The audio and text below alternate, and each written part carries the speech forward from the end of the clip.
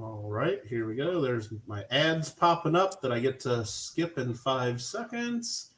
And everybody's probably hearing me say that, unless they're watching ads. But anyway, I want to welcome everyone to the September 2020 live meeting of the Glendale Coin Club.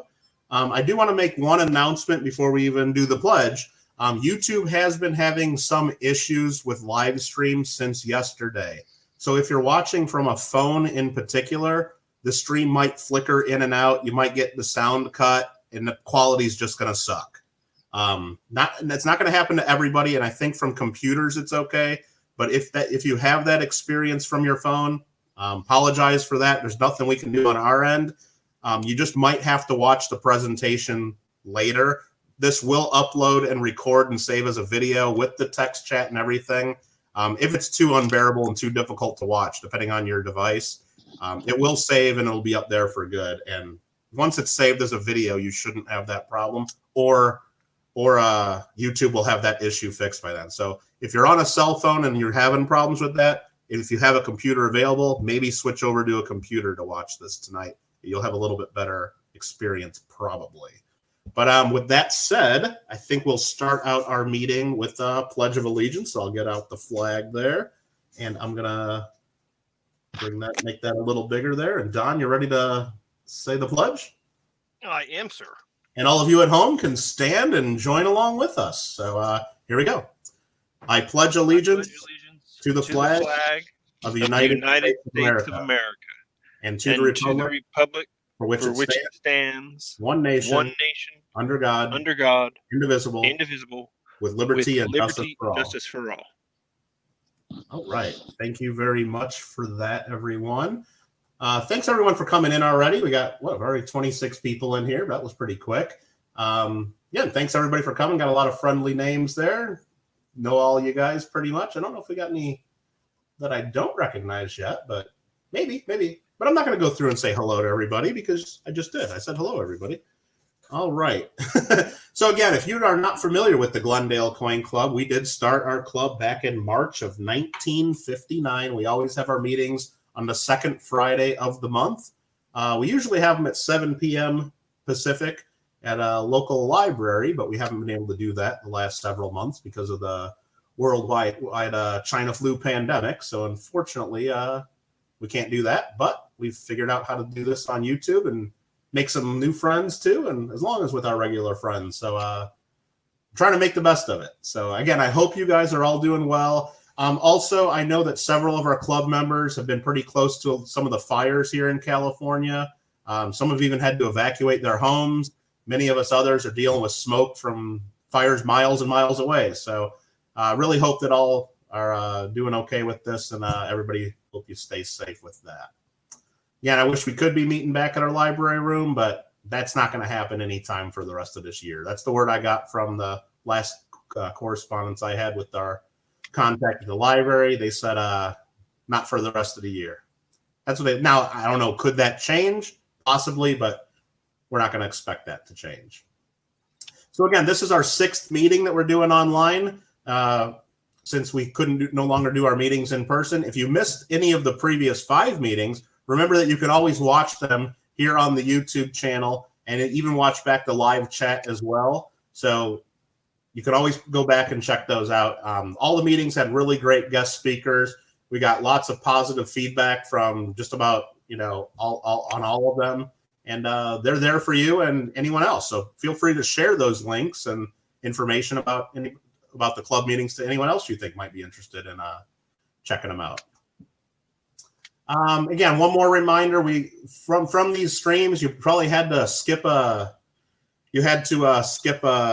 advertisement to even begin watching this, and we get like fractions of cents for each time you watch that 5 seconds and then skip it. So any of the money that we earn from the YouTube stream here, or when people watch it back later, or people can make donations during the stream, all of that does go back to the Coin Club. Those funds do help us with the great giveaway prizes and the few bucks a month that we got to spend for our online streaming program here. So again, thanks for those of you that didn't skip the ad right away, because I think we might get like 1.5 cents if you don't skip it. I really don't know how much. It's not that much, but anything that does come in, we check that and then make sure the club gets that. And we also did have another member, Gareth Bates. He did send in a PayPal donation earlier for the Coin Club. So thank you, Gareth, for that. We also had a couple members this month donate items to the club for our auction. So you'll see those later, and we'll mention those. So that is greatly appreciated. There's Lady Kid Nichols sending in a $5 super chat saying to stay safe. Now, the fires aren't really bad by me. It's just really smoky, Lady Kid Nichols, but we do have some members that are a lot closer, and it's mostly smoke by me. So far, so good with that. Yeah, again, I'll make another announcement. Some of you guys might be having issues with the stream. It might be flickering on and off if you're on a mobile device in particular. Try to get on a computer. There's less issues with that. YouTube's been having problems with this all week. Nothing we can do on our end, so try to... Johnny Kilo got an unskippable advert. All right, I think we get like an extra couple cents for that. So thank you, Johnny. Appreciate that. Alfred, thanks for the cat sticker emoji super chat. That's awesome. Thanks for your support of the club.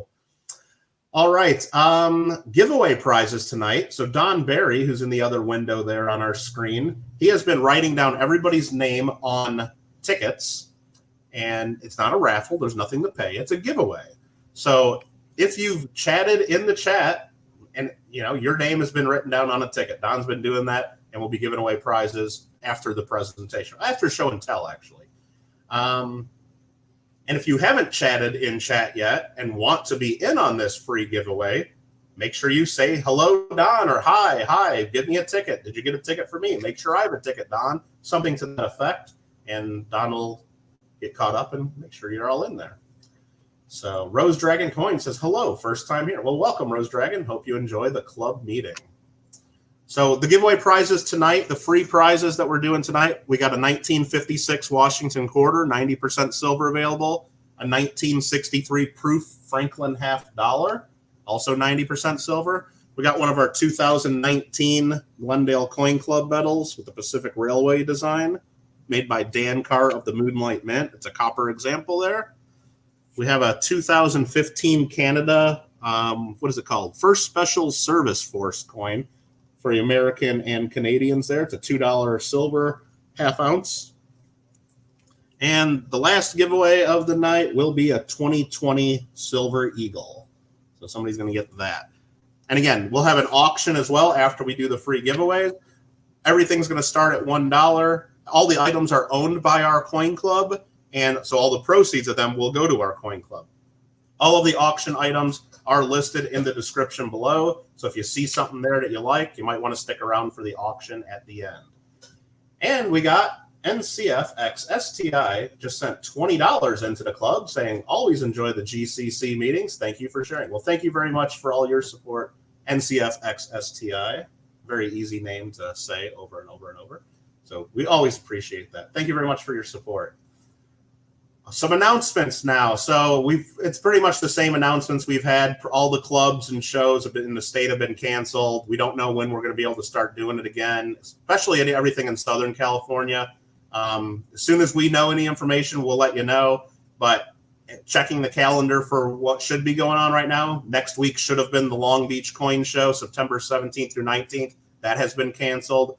Buena Park in early October has been canceled. Our Glendale Coin Club show at October 25th, which was combined with Verdugo Hills because they lost their March show, that October 25th, 2020 show has now also been officially canceled, as well as all of the shows at the Van Nuys Masonic Lodge through the end of the year. That's the word we got. So there's going to be no Glendale Coin Club show this year, unfortunately. We did confirm our dates for next year. Verdugo Hills Coin Club show will be March 28th, 2021. And the Glendale Coin Club show in Van Nuys will be October 24th, 2021. And while we're on show dates for next year, I hope that these can actually happen. Hopefully we're back in business by then. But Long Beach Expos for 2021 will be February 4th through the 6th. There'll be another Long Beach show June 17th through 19th. And the last Long Beach show of the year, September 30th through October 2nd. That last show seems pretty late in September, actually going into October. So hopefully that doesn't get too close to the Buena Park show in October 21, but it sounds like it's later than usual. But those are the dates. And usually we'll get free passes for everybody for those shows once that gets closer.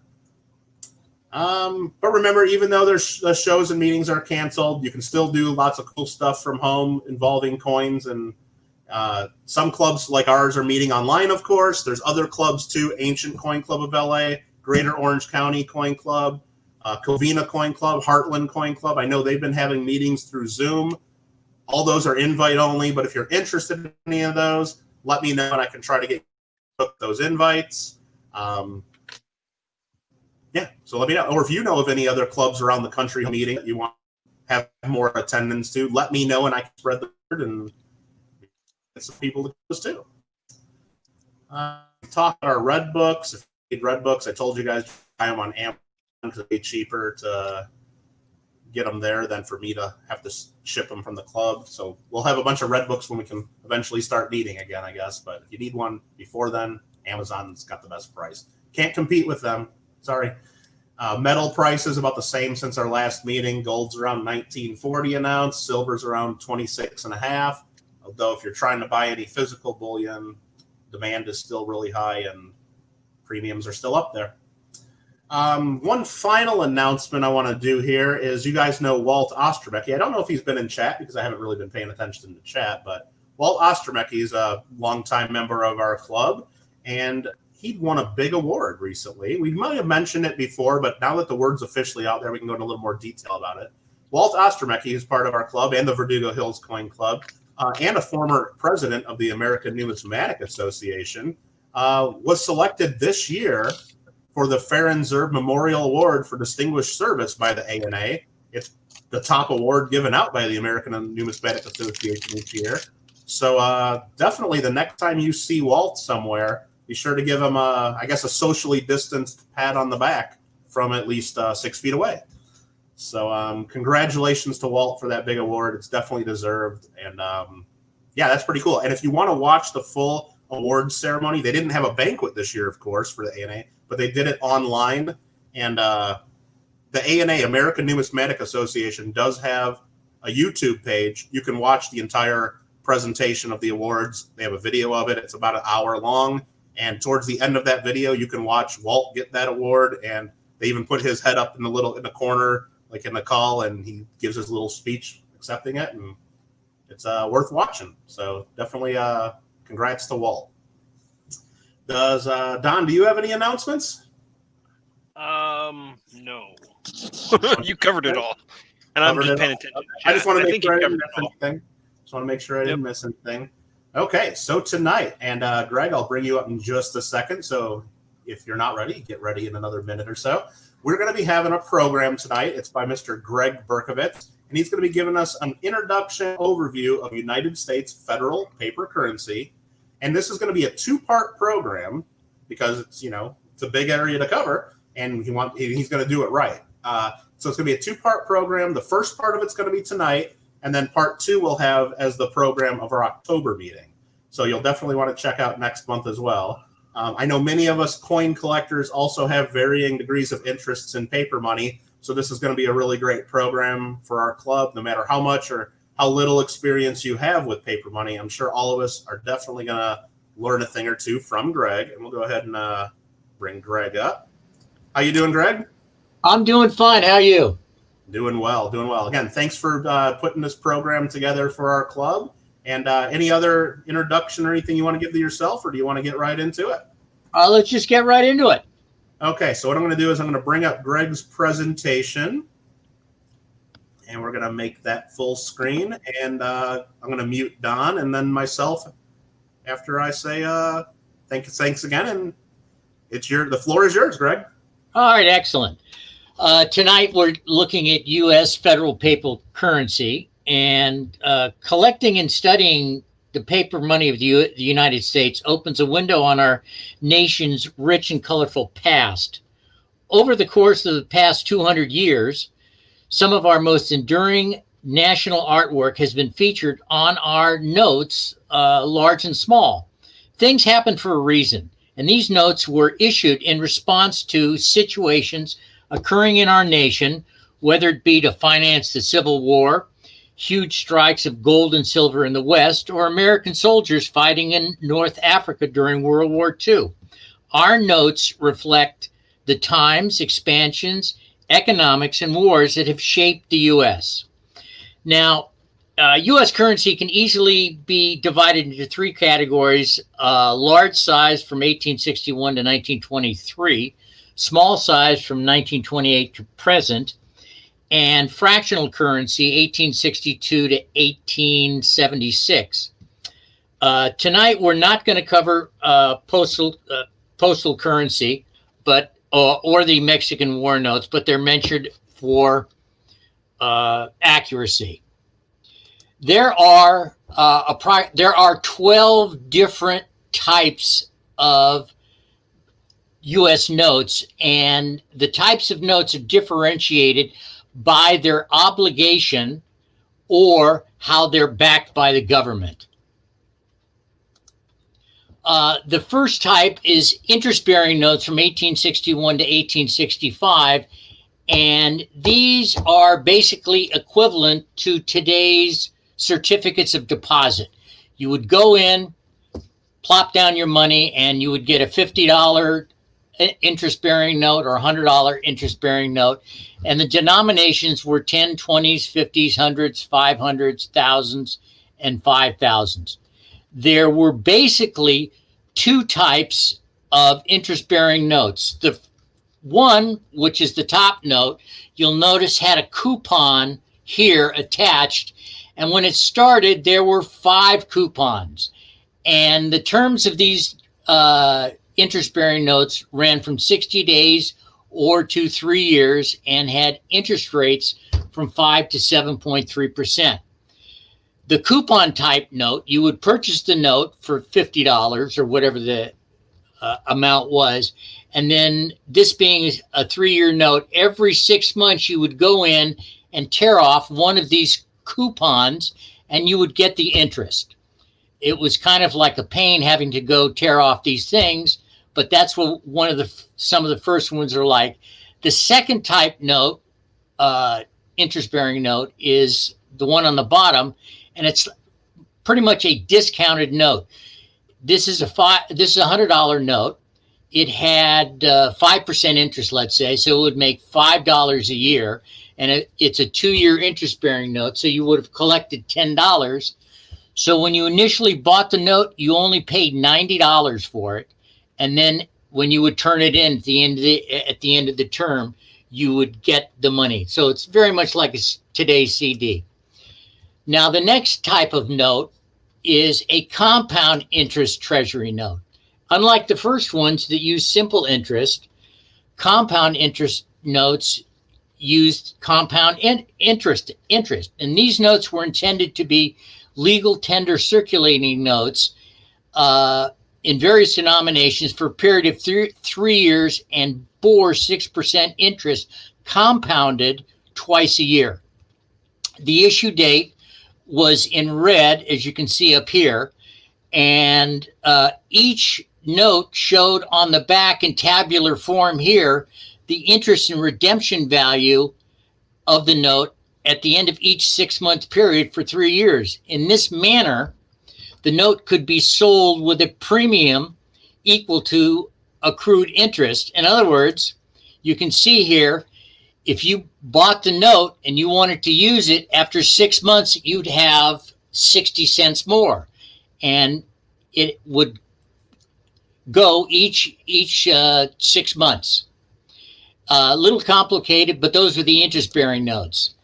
The next notes were the demand notes, and as you can see, it has a green back, and these notes were the ones that generated the nickname greenbacks, and note collectors love nicknames. And they were the demand notes of 1861, and these notes were issued as the first circulating currency as we know it. Interest-bearing notes, what we talked about previously, technically were first to be issued, but the demand notes of 1861s were the first to circulate as legal tender in day-to-day commerce. These were redeemable in gold, so these notes were highly sought after. Now, one of the reasons why the feds got into issuing paper money was the Civil War, and they had to save all their specie gold and silver coins for payment to suppliers and manufacturers that were issuing supplies to the Civil War. Now, this is the $5 demand note, and the obligation is the United States promises to pay to the bearer $5 on demand. And you had to go to New York or something to get it. But these were receivable in payment of all public debts. So that's the obligation. Next, after the demand notes, Congress decided to come up with these legal tender or United States notes in 1862. And they large size legal tenders ran all the way to 1923. This is what you're looking at is the $1 U.S. U.S. or legal tender note, and that's Chase, the Treasurer of the United States. And you'll notice here that there's a 1 in circle, and if you with the $2 note, you'll also see this circled. So there's the belief that they were going to issue a $3 bill. The legal tender notes here started to lay out the basic designs of some of our currency with 2 serial numbers and the treasury seal. These are 1862. This is 1862. Now here's 1863. Here's the $20 note. And once again, you can see the 2 serial numbers, the seal, etc. Next, we're looking at about 8 years later, and this is the $2 1869 legal tender note. And its nickname is a rainbow note because of the coloration of the paper. And you're beginning to see presidents on the early notes. And as you would expect today, you have Jefferson on the $2 bill. Now, down here, once again, it's still legal tender notes. It's the $5 Pioneer or Pioneer Family note. And the obligation is, once again, the United States will pay to the bearer $2, and these are treasury notes and legal tender for, in this case, $5. Now, this is another legal tender note, 1901, and this is the Bison note, and it was issued for the celebration of Lewis and Clark here. And it was 1901. And once again, this is a legal tender note. This here will tell you the obligation. It'll basically say this note is legal tender as stipulated under bill such and such. This is the back of the note, which will also give you here the penalty for counterfeiting, which we'll get to in a second. This is one of a highly collectible. The Bison is a highly collectible note.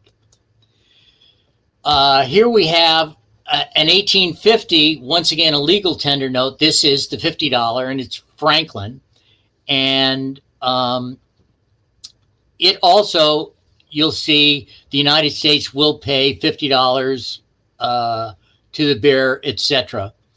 And I haven't shown backs of the other notes much, but they have very detailed backs as anti-counterfeiting.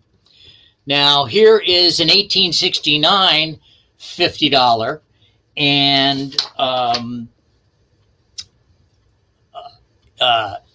it too is similar to the radar note. And once again, here is your obligation and your counterfeit penalty. This is an 1880 $10 jackass note, once again a nickname, and that's this would be. Oh, the last note had Henry Clay, and this is Daniel Webster, Smiling Dan. I call him Smiling Daniel Webster on the note. And here is the obligation and the counterfeit. Now, what exactly is legal tender anyway? Legal tender is basically anything the government or the courts recognize as satisfactory payment for any monetary debt. So the Congress would pass laws, bills, to produce these notes, and they would call them legal tender. And if you will read the obligation, it says this note is legal tender at its face value for all debts, public and private, except duties on imports and interest on the public debt. So why did they restrict that? Well, back in the beginning of the country, and especially during the Civil War up until around the 1900s, when they had the Internal Revenue, the major source for the government income was the import on duties. That's where they got, that was their mainstream for income to the federal government. These notes were only backed by, legal tender notes were only backed by government laws passed, and there was basically nothing backing them up in terms of gold or silver. So legal tender was, so these notes would not be accepted by the government for the dues because that's where they got all their money. And also it says it's not used for paying off the public debt, paying interest on the public debt. And the banking system said, we'll loan the federal government money, but we want specie payment or notes that offer gold and silver in redemption. These notes don't. So for that reason, these were legal tender except for imports and interest on the public debt. Now, while I'm here, the penalty for counterfeiting or altering this note or passing any counterfeit or alteration of it or having possession of any false or counterfeit plate or impression of it or any paper made in imitation of the paper on which it is printed is a felony and is punishable by $5,000 or 15 years at hard labor. So now that's in essence what legal tender notes are. They're backed by government laws that were passed. Now, what do you get if you go and demand money for a legal tender note? Now, this is the first $100 note, 1863, legal tender, and they actually spell it out quite well. This note is legal tender for all debts, public and private, except dues and interest on the public debt, and is exchangeable for 6% 20-year bonds, redeemable at the pleasure of the United States after 6 years. So basically, or 5 years. So basically, if you went to the government and said, okay, give me money, they will give you government bonds. So now we have a pretty good idea, hopefully, of what legal tender notes are. Now, there were small-sized legal tender notes from 1928 to 1966, commonly known as red seals. And up until 1963, their obligation, the United States of America will pay on bearer demand X amount of dollars. This note is legal tender for all debts, public and private. With the 1966 series, they dropped the "will pay the bearer on demand," and it basically said this is just legal tender. And the early notes had the Monticello back as opposed to the ones we see in the new $2. Now, we're going on to national banknotes, 1863 to 1902, and small size 1929. National banknotes form probably the most plentiful and extensive series of U.S. paper money. The large size notes were issued from 1863 to 1902 by thousands of banks in the U.S. and U.S. territories. There were 14,320 issuing banks for national banknotes, and it included which included the territories. And when we think of territories, we probably might think of Alaska and Hawaii, but at the time there were 16 different territories: Alaska, Arizona Territory, Colorado, the Dakotas, Hawaii, Idaho, the Indian Territories, Montana, Nebraska, New Mexico, Oklahoma Territories, Puerto Rico, Utah, Washington, Wyoming, and the District of Columbia. And the way this worked was the banks were formed. They had to come and buy a certain amount of bonds, let's say $100,000 worth of government bonds, which they had to deposit with the Treasury. And the Treasury would print up these notes, but only at 90% of the value. So they'd get, in this case, $90,000, because the government were backing these notes, and it gave them a 10% cushion. The notes, you'll always be able to recognize a national banknote because it'll give you the name of the bank and it'll give you the state. This is an original series $1 note, and the backs were quite colorful and designed very picturesque.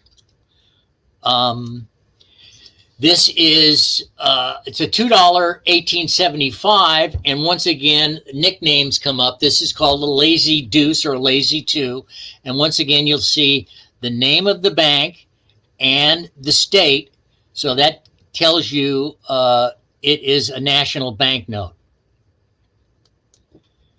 Later, this is a 1882 issue of a national banknote, but now once again these are called brownbacks for obvious reasons. Another nickname, they're also C notes, because C is the Roman numeral for 100, and brown seals and brown backs. And these numbers here on the back are the charter number for the particular bank. And an interesting thing, let's get to one where you can see it really. Here is an 1875 issue, and you'll notice that this, by the way, is Franklin and his son discovering electricity with a kite. But you'll notice there are two different serial numbers on the note. This serial number at the upper right is the serial number for the U.S. Treasury for all $10 1875 notes that were issued, because they're issuing for all the banks in the United States. And this serial number down here is the serial number for the particular bank. And you'll notice that the back is depictions of historical things. And this is, this was, let's see, where am I? That's this discovery of the Mississippi River by, I forget who it is right offhand, but the backs are very colorful, and there are a number of issues. Here's a $20, which is a later issue, which is called a dated back. It's still, and once again, it's still national. and the National Bank, Pittsburgh, etc. It's dated back. There were like 5 or 6 different issues. Here we have an 1882, which has a value back. Fairbanks, District of Alaska, and I mentioned there were 16 different territories. And they've changed the design of the back, and they're all very colorful. And they had, these are the red seals. And usually, the bank presidents and master teller had to sign these notes. Sometimes they would be printed, but a lot of them had to be signed.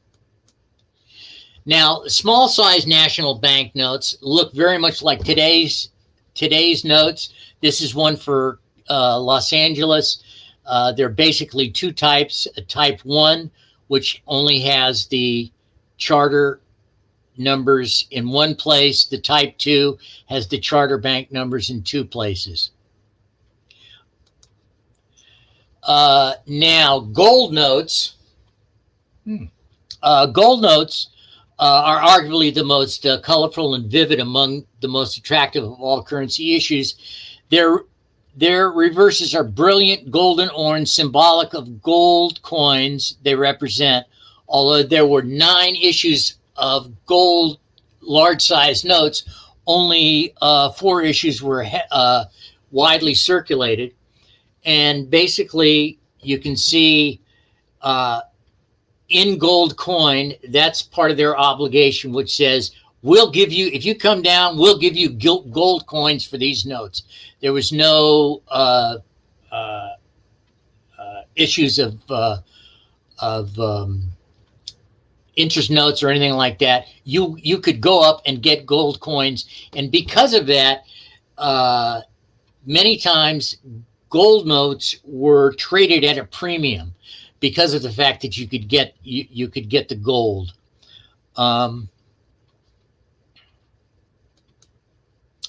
This is a 1905 issue of a gold note, and this happens to be a nickname, the Technicolor Gold, because it has the gold on the front. There's an issue that is identical to this, but in this area just has the same regular white paper. But the Technicolor note is a single issue, and you can see once again in gold coin, it's telling you can get gold coins. It's not backed by paper. It's not backed by anything else. Now here is the $1,000 1907 gold note, and once again it has that beautiful gold back, which makes it stand out with the gold inking. Now this is a special note. It's a $10,000 gold certificate, and it was used only between Federal Reserve districts, boards, and or their treasury. And you can see down here when it was turned in, payable only to the Treasurer of the United States or Federal Reserve. It's an interesting story about these notes. The cancellated notes were housed in a building in Washington. I believe it was the post office building up on the 2nd floor, and a fire broke out. And in order to stop the fire department got up, and because it was the post office, they wanted to get rid of all the paper. So they started throwing these canceled notes out the window. And that's where like 99% of the majority of the notes that existed today were thrown out the window by the fire department and got into collectors' hands. Now, small size gold certificates were issued from 28 to 34. The 28 denominations consisted of the 10s, 20s, 50s, 100s, 500s, and 1000s. The 34s only consisted of the 1,000 and 10,000, and the largest currency note ever printed by the U.S. government, the $100,000 note. The issues were short-lived as the Gold Reserve Act in 33 required the surrender of all gold notes, both large and small. Years after, in 1964, they removed all restrictions. And you can see the small size note has pretty much a design of current day notes, except they used the gold ink, and you had this 500 on the back for the $500 note. Now, they also did the 10,000, and here is the $100,000 note, which was the largest denomination note ever printed. And once again, these notes were primarily used between the districts to pay districts' banks to pay off. They weren't in general circulation. And the last one that we're going to look at tonight is National Gold Banknotes of California. Interesting, 1870 to 75. The existence of the gold banknotes is directly traceable to the California gold rush of 1848 and winning of the West. These notes are instinctively associated with gold. First, the paper on which they are printed is yellowish in imitation of gold, and secondly, on the reverse shows a group of American gold coins of all denominations between $1 and $20. 9 banks in California and 1 in Boston were authorized to issue and circulate these notes. Not all the banks issued them, and not all the banks issued in all the denominations. The issuing banks were in San Francisco, Sacramento, Santa Barbara, Stockton, San Jose, Petaluma, and Oakland. All the others didn't issue them. The denominations 5, 10, 20, 50, 100, and 500. The vignettes on these notes are the same as the national banknotes of the first charter. And it should be remembered that the obligation on these notes in gold coin rested with the bank of issue, not the government. And one last thing, the reverse showing the coins is actually a photographic reproduction, and the only photographic reproduction used on any notes. And the gold banknotes were only in the large size. And with that, I'm going to finish. We're going to close, and if there's any questions, I'll try to answer them as I can. Well, thank you very much for that, Greg. Yeah, if anybody has any questions, go ahead and ask in the chat, and we'll try to do our best with getting some answers for you. But yeah, Greg, I think that was really great. I know you had a lot of nice comments. A lot of people liked those notes. We might have even got a couple new paper money collectors out of this, so some of these might be a little more expensive in the next auction. But there are so many variations of the notes that we looked at in terms of denominations and series. And next month, we'll get into silver certificates and coin notes, which also are some of the most sought after designs. Okay. Sharp Eye for Coins just asked if the design elements the only anti-counterfeit technology they had. Was it just the design? Well, the design themselves, and as we know today, the paper, which has only been produced by the Crane Company in the East, it's all special paper, but some of the anti-counterfeiting. Some of the designs, it was the designs, and it was the paper that the anti-counterfeiting, and the rainbow notes, which had those rainbow textures, was also one of them. Now, were the serial numbers themselves part of anti-counterfeiting, or is that just like another for them to keep track of something else? It was them to keep track, but you obviously because they had to, because banks would turn in old worn out bills or things. But in addition, you'll see on some of the earlier notes there will be a design element at the end of the serial number, like a star or fleur de lis or something like that, and that was put on there so that counterfeiters wouldn't just add another number to the serial number to be anti-counterfeiting.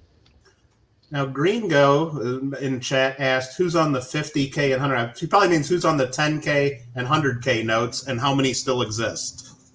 The gold notes? Yeah, the ones that you were showing, the 10K and the 100K. Yeah, the gold note. Let me go back. I know Wilson's on the 100K. All right. Yeah. This is Wilson, and this is Salmon Chase, the treasurer of the United States during Lincoln, that started printing federal currency. And a funny thing is, when he started doing this, he was a big specie, gold and silver man, and he said that these notes are only going to be a temporary thing so that we can get through the war and we'll go back to coins. These are only temporary. Okay. Lady Kid Nichols asked, which ones of the notes that you've shown are like the most valuable ones, like in like average condition or so? What was the most valuable stuff you showed? I'm even, let's just skip these notes, the 10,000 and the gold notes, because they're scarce as hen's teeth. But these are the small size nationals you can pick up for an average circulation, depending upon which one it is, for $25, $50, $75. Nationals are particular because they're associated with towns, and people collect towns or states. So they have an extra value. Legal tender notes vary. The large size notes will vary anywhere from, $75, $50, $75 for common notes in, let's call it fine or very fine condition, all the way up to hundreds of thousands of dollars. Okay. And then there's one more question. It was Nick Ruley from our club asked, when did they start doing watermarks? Watermarks were with small size notes, and they started around, I'd say around 2000, when they changed the small size currency and started going to big heads and redesign it, and with that was an anti-counterfeiting thing, like also the threads, the denomination threads that they put in. So it was probably around 2000 that they started, that the Fed started with watermarks. Okay. Steve Woods just brought up, like, if you could show us how to grade notes real briefly, but I think, that's probably something you can't do briefly. You'd have to, but I said that might just be a good idea for another presentation if people are interested enough in currency. But if you go to Friedberg, if you go online to Friedberg or the Banknote Reporter or something, it's a matter of wear and tear in what you can see in folds and stains. Okay. It's difficult to do it without pictures. Okay. Yep. Very good. All right, Greg. Well, definitely thanks for that. That was really good. I think everybody pretty much enjoyed that. And again, if you did enjoy this, part 2 will be at our October meeting. We're going to get in I guess it was silver certificates. And what was the other main? It's going to be silver certificates, refunding certificates, treasury or coin notes, and Federal Reserve banknotes and Federal Reserve notes. Very, very good. So I mark your calendars. That'll be Friday, October 9th, same time, same place. We'll go into part 2 there. Greg will be doing that for us. And Yes, and also, Greg, just as you know, we give all of our speakers a silver Glendale medal for 2019. So really, we'll get your address, and I'll get one of these off to you. And thanks for doing the presentation for us. oh, you're welcome, and thanks for putting up with me. I thought I might hold this. I might just hold this and wait until you do part 2 for us, though. I'll just need one, and just to make sure you do it. But no, definitely thanks again. And I guess if anybody else has any questions, whether they're watching this right now and think of it later, or if you're watching it anytime during the next month, save those questions and then join us at the October meeting, and we'll get into them there. All right. Thank you. Any other closing thoughts there, Greg, or anything else? Then we'll get on the show and tell. No, go for it. All right. Thanks again, Greg. Appreciate it. Yep. Don, have you been keeping up with everybody on the tickets? Okay. So we're going to go on the show and tell first. So, but if you have not gotten a raffle ticket, or if you've just joined us and don't think you've gotten a raffle ticket, just make sure you say something in the chat. Make sure Don sees your name to get you a ticket. Remember, the prizes tonight, we got a 1956 quarter, a 1963 proof Franklin half, a 2019 Dan Carr Glendale Coin Club medal, a 2015 Canadian half-ounce silver, and a 2020 Silver Eagle. So you guys will have a chance on that. And then immediately after we do the show and tell and then the raffle, we'll be doing a live auction. All of the auction items are listed in the description to this video below. There's 16 items, and then the top item, the last one we'll do, is a 10th ounce gold piece. So an American Eagle, 10th ounce gold. So all kinds of cool items coming up in auction. So be excited about that. And everything's going to start at $1. All of the proceeds go to the Coin Club. So with that, I'm going to go ahead and bring up show and tell. We had a few people send stuff in. It's just going to take me just a second, so sorry about that, to bring this up. There we go. I need to share my screen. And there we go. And there we go. And now I need to figure out what I need to say because I just covered up the window I was going to read from. Perfect. All right. This first item was sent in by Brian Druin. He is also the president of the Verdugo Hills Coin Club. And he sent this one in here. He says, I have not been able to find 2020 coins, primarily due to a lack of live transactions. Received most of his latest orders from the mint directly. And this one here, the Women's Suffrage Centennial Uncirculated Silver Dollar. So he just got that one. It's the picture of the reverse, which has the Art Deco type designs surrounding a ballot box. And he also mentions he took this photo with some art of his own in the background. That is an image projected against ground sampling from his space mission during a single day, with colors showing regions that were sampled more than once per day. So if you guys that don't know Brian, he works for JPL, I believe, and is involved with several pretty cool space missions and stuff. So it's always fun to see what he's up to and the kind of stuff he works on. So, and then he also mentions he also ordered the proof version of this coin in a set with the silver medal, not delivered yet. He also received the reverse proof Connecticut American Innovation Dollar, the only one from that series to be released so far this year. He mentions it seems like the mint has been lagging a bit behind on getting out the numismatic items, even though it's cranking out record-breaking numbers of circulating coins. And he's hopeful that they catch up on the numismatic items because he really likes the commemoratives this fall, especially the 75th anniversary of the end of World War II coins and the 400th anniversary of the Mayflower coins. So thank you for sending those in, Brian. Next up, we have from Barry Newman. And I'm just going to go ahead and try to bring that right up. There we go. And I'm sorry, while I'm doing this, I can't read chat. So I guess if someone says something that needs to get my attention, hopefully Don will mention something. But while I'm doing this, I can't read chat. So sorry about that. So Barry Newman sends this one in. He says, hello, Mike. I'm offering for your consideration for your upcoming show and tell a pattern quarter. Specifically, it's a J901. That's a Judd number for the pattern reference. 901 1870 standard silver quarter, graded PCGS Proof 66 Cameo and CAC. And let's look at some pictures before I read. I know the slab shots came out pretty small, but there's the close-up right there. And I'll show the reverse in just a second. It says the details. This coin is of the standard silver design, which were sold back in the day for sets for only $15. The sets included dimes, quarters, and half dollars of this theme. And the example here is one of about a dozen known and is the finest example known. The coin is the only cameo example and the only one to receive a CAC sticker.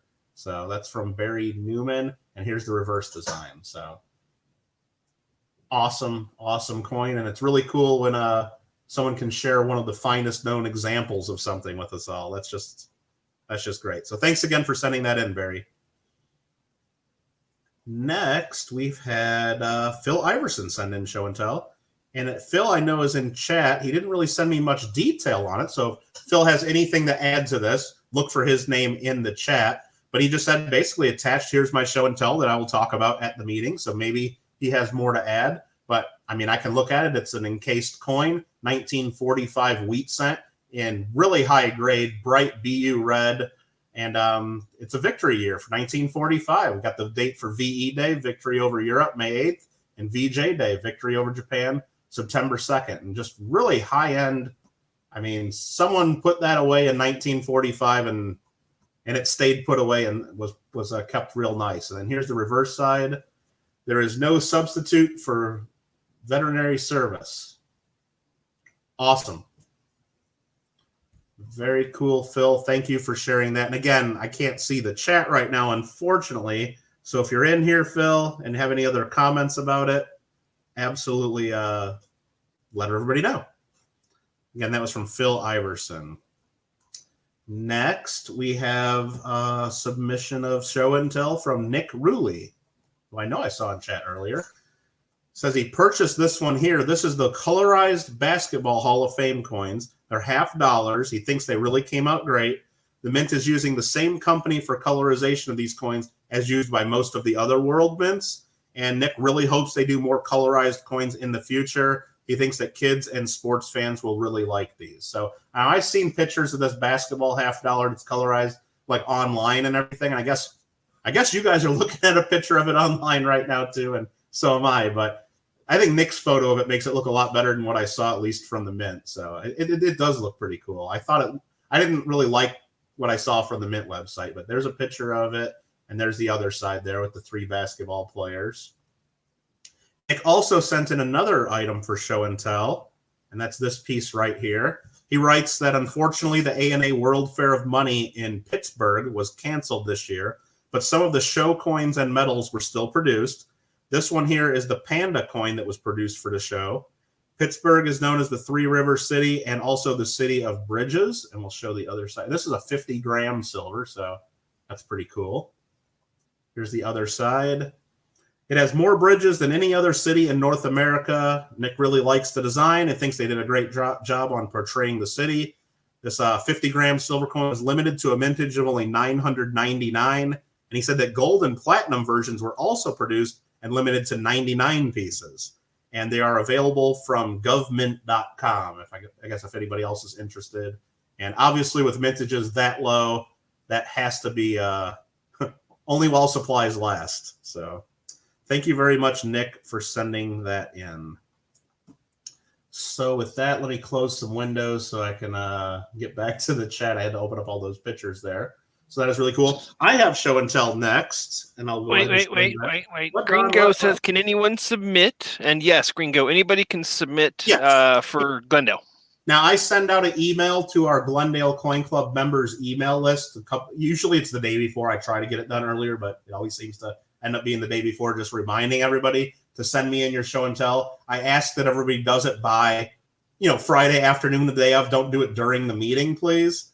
There's Phil. Yeah, Phil, if you had any other comments on it, let us know, and we'll sound will not work. We'll email info. I'm sorry, Phil. Well, then I guess I'll just mention that he can type in info here. Can't type, sorry, if possible, too. All right, and if not, he can email, and if he brings up that email, I'll read it, or if it's soon, or maybe we'll have to get to that the next one. But yeah, anybody that watches these, if you want me to do something for show and tell, I'd be happy to show it. Or I guess if you wanted to get on our email list for the club, for the club meeting information, then let me know too, and I can get you on that list. So just sent you information on item as Mike is not working again. Okay, let me try to see if I can find that, Phil. I just got it. Okay, so let me also, I can't do this and bring up the, so Phil's, it's just slowly bringing this up. I'm sorry.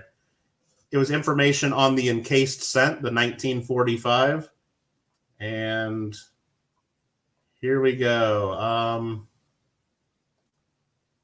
Phil, that you sent me a document. You sent me something different there.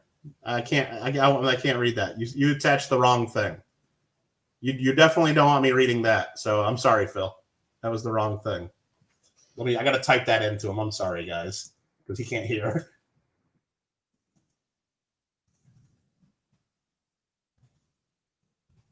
Related to the coin. All right. Anyway, so I'll just go on and do my show and tell, and maybe if we see Phil comes up with something there, then we can get to it. But anyway, Nick showed the coin from the Pittsburgh World's Fair of Money, and I know Phil Iverson actually showed what I'm going to show in another club meeting the other day in his show and tell. But what this coin is here, this is a polio dollar. That's one of the coins, the innovation dollars that came out. This is the Pennsylvania coin, and this was put out by the Pennsylvania Association of Numismatists for the World's Fair of Money in Pittsburgh, where Nick, same show for the Panda coin that Nick showed. So this is a sample slab saying Pan welcomes you to the 2020 ANA World's Fair of Money.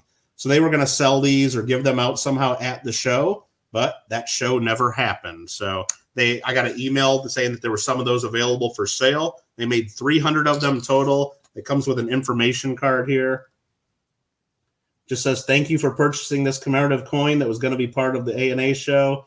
And they showed this innovation. They chose the innovation dollar back in January because, it's from their state, but they didn't know it was going to be that relevant to our current pandemic because the coin's all about the cure for polio and finding a vaccine. So it's just kind of weird how that worked out. And then the card goes into a whole bunch of information about the polio vaccine and its connection to University of Pittsburgh, and just a really cool sample and piece of history from a show that never happened. So I was pretty happy to be able to get one of those. So Don, you want to go ahead and do show and tell? I'll bring you up here. Sure. All right. Look at messages to see if Phil had anything to write there. Sorry. Okay. No problem. Normally I do a little thing on my channel called Coin Store Score, but I saved this one for the meeting so that I could show everybody. But I picked up an 1857 PCGS halftime in AU58. Just a nice little tight piece. I just happen not to have that date. It's not the prettiest. Let me see if the thing will focus. Come on, you want to focus? Or it doesn't want to focus. Not when you want it to, it won't. No, it won't focus when I want it to. But either way, it's a nice coin, and I'm happy to add it to the collection. Well, very cool. So that's it for me. That's it? Okay. I'm easy. Yep. You want to give away some stuff? And then we'll go into an auction? Sure. Yeah. I think that's what we're doing now. I think that's what's coming up. Let me look at my list of what we're doing here. Yeah. Oh, one more thing before we get into this. I guess it's even a show and tell. I'm going to type something in the chat here, and you guys are going to want to check this out. I hope Nightbot cooperates here. Let's see if that works. Giveaway. There is a 25-channel giveaway going on YouTube right now. The top prize is a 1924 St. Gaudens $20 double eagle gold piece, graded NGC MS63, worth somewhere between $2,200 and $2,400 right now. So if you want to, and I'm one of the 25 channels involved in that. Don is also one of the 25 channels involved in that. If you want a chance to win, just click that video link right there and leave a comment. That's my video, and you'll have a chance to be a finalist to win that. If you want up to 25 chances, you'll look in the description of that video and go to all the different channels. Not all of them have posted their videos yet, so it's going for the next couple weeks. So just pay attention to the video for the details. Again, it's a chance at a coin worth a little over $2,000. So just wanted to be able to mention that, and that's the link for that. So good luck if you guys choose to get in on that. I'm one of the channels participating. Don is as well. we're not allowed to enter, so you know that we're not going to win it at least. So there you go. That's true. Yep. There you go. And yeah, let's give some stuff away, Don. All right, I'm ready. Tell me what the first thing we're giving away is. You think you got everybody? I think so. I've been watching. I've scrolled back a couple of times just to make sure. I'm pretty sure I've got everybody. Okay, very good. The first coin for giveaway, again, no cost to enter, no cost for shipping or anything. If you're outside of the United States and want us to ship it to you, then we ask that you give us whatever the difference between a regular shipping and shipping to your country would be, because I can't spend international shipping, you know. But anyway, the first coin is a 1956 Washington quarter, 90% silver. And Burton Strauss just won that. And I should write that down probably so I know. So remember, if you win anything in the giveaway tonight, or if you win anything in the auction tonight, you need to send me an email. And I'm putting in my email address right there. Nightbot will bring it up. And I'll need your address. And if you win anything in the auction, of course, then I'll need your information to send you an invoice. So there you go. Congratulations, Burton. Next up is this one here. We'll show it a little because we didn't really show these. 1963 proof Franklin half dollar. The dude abides. It was in there. That works for me. Congratulations, the dude abides.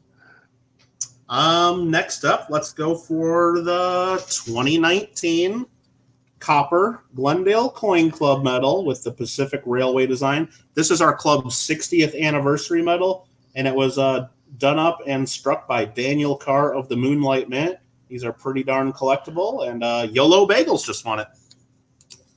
YOLO Bagels. I love these names. It's great. Phil says, Mike, I hope you received the right text. Well, the first time I didn't. Now let me look again.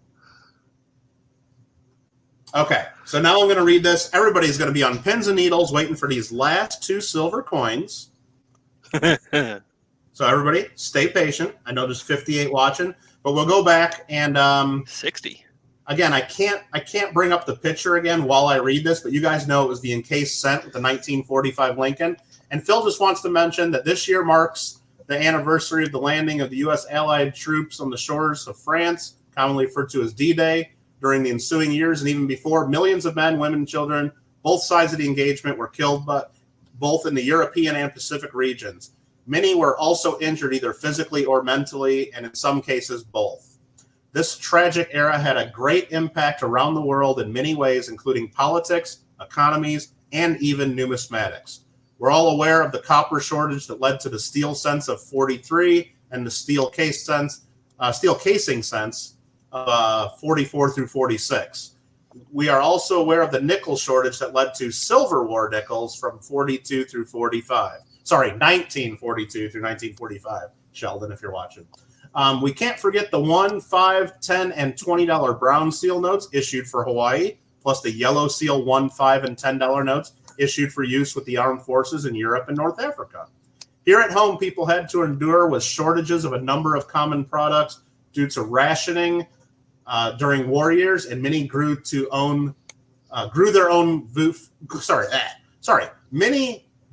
own food in victory gardens. Wow, I had trouble with that one. Another result of this impact I will now cover are some of the related items that were a product of this period that some of you will still remember thanks to the Greatest Generation. So, very good. And then Phil just now sent me another email saying stop wrong text. I don't know, Phil. I just read that. I don't know if that was the wrong text. It seemed pretty related to the coin you sent. So,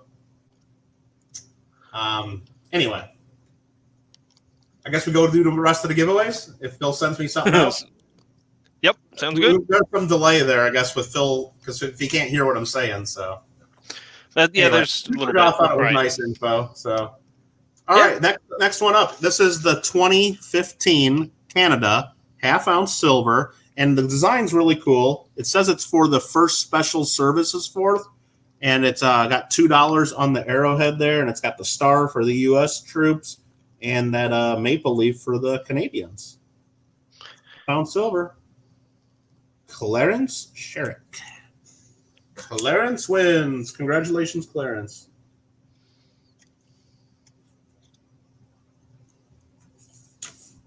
And last up for the giveaways is this one right here. It's a 2020 U.S. Silver Eagle 1 ounce coin. And just want to also, while we're showing this, thank Gordon O'Rourke. He's the one that a couple months ago sold us a whole roll of 2020 Silver Eagles at a really discounted price to help out the club. And we definitely thank him for that. So somebody's going to get a nice 2020 Silver Eagle. I do work at a coin store, and those are $34 at the coin store, and we got them pretty cheap, so that's pretty darn good. And here's the winner. Darcy Brawada? Brawada? Something like that? Yep. So again, if you want an item in the giveaways, you do need to send me an email. If you don't know my email address, it's in the description below, where you type in !email, and you'll get it that way too. All you got to do is send me your address, and we will send you your coin that you won.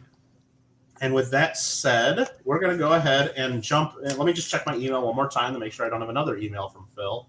Nope, the last one I got just says, stop, wrong text. Well, I hope he was sending that for the first email because he sent me some letter that somebody else wrote about some personal stuff back in 2014. And then the second one that I read was the one about World War II. So hopefully there's some delay there in one of the emails, and we got that all correctly. So, all right. Who's ready for an auction? Anyone? Me. Okay. I was just hoping that you would say it's at least one person. So. Right. Well, I'm kind of the only person who can say a few buttons. I guess I can go ahead and set this first item down here. Again, rules for the auction is everything starts at $1. You just go ahead and type your bids into chat, and then you can listen to what I'm saying, of course. Of course, I want you to listen to me. But the auction is controlled by what's in chat. So when I type in 3, 2, 1 sold, don't go by my voice that you hear because there will be delay on that. There is not a delay in the chat. And if there's any discrepancy, if anybody thinks like they got a bid in too early or too late, I can always show my screen. It's going to be what's on my screen. The bids on your screen might be slightly different because of the different lag. It'll always show first on your own. It'll always show first on your own screen versus where it will show for everybody else. So make sure you guys are all watching live and on live chat. And I'll go ahead and start pasting in the information here so we can get this started. So again, this first item was actually donated to the Coin Club. And do we want to say who donated it, Don, or is it just an anonymous donation? That was donated by the coin store itself. That's Coins Plus in Newhall. So if you want to know information about Coins Plus Newhall, they donated this. And I guess I don't need you on this screen anymore. So we'll see you, Don. See ya. If you need to come back up, let me know. But this right here is a coin from 1988. Right there. Zamunda, 5 pounds. And if you guys don't know, that's Prince Akeem of Zamunda on there. And this is from the movie Coming to America, starring Eddie Murphy. So this is a movie prop coin, and these are listed in the book of Unusual World Coins put out by Krause. And Lady Kid Nichols bid a buck. Sharp Eye was at $5. New England Notes comes in at $10. Remember, these are all items owned by our coin club, so all proceeds go to the coin club. If you win anything tonight, it's a flat $5 shipping charge, whether it's one item or whether you win all 16 of the items. Sorry, I just saw Nick type that, so it's $5 shipping, $5 flat shipping. And I'll put that in there as well. We got New England up to 15. Actually, Gringo is first at 15. And then Sharps at 18. New England at 20.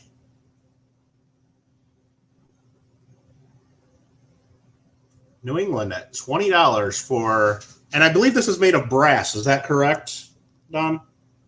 That is the brass version that has been gold plated. There is a brass version, I believe a brass version, gold plated, and maybe a nickel plated version. Yeah, there's a white metal, some kind of nickel or something, and then there's a brass. I think there's 3 different ones. I know there's one's one brass. that's made of pure gold, and that was supposedly given to Eddie Murphy. That is a fact, yes. Yep. So, but yeah, this is one of the gold-plated versions. And when I say that boy is got money, he's on his own money, or wasn't that the line from the movie or something? I don't know. Yeah, something like that. Yeah. Start by coins at 22, New England at 25. And yeah, up to $25. So thanks for everybody for their bids so far. I'm going to go ahead and counting it down. I say that, you'll see that in chat. I will go 3, 2, 1, and then I'll type in sold. And once I type that, if a bid comes in after that, even though I'd love to get that extra $1 or $2 for the club, it's sold. So too bad. So don't try to snipe because you don't know how fast I'm going to type it. So again, thanks for all the bids and appreciate all of your support of the club. So yeah, New England Notes is leading at $25.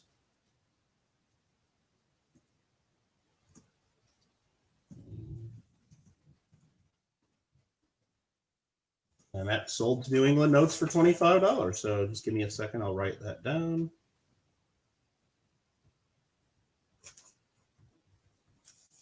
Congratulations. And now I got to get up the next item. We got the next one coming up is a silver strike. Randy says, oh, crap. What did I just miss? Well, Randy, you just missed Prince Akeem of Zamunda on a coin. It just sold, so you missed it. Sorry. Next up is a silver strike from Mr. B's Casino in Mill City, Nevada. I believe these are 0.6 of an ounce of silver. Is that right, Don? With brass around them? Yes, the center is 0.6 of an ounce of silver with brass around, another 0.6 of an ounce of brass around it. Okay, so Mr. B's, Mill City, Nevada, 999 fine silver. And the other side is a really scratched up. Here.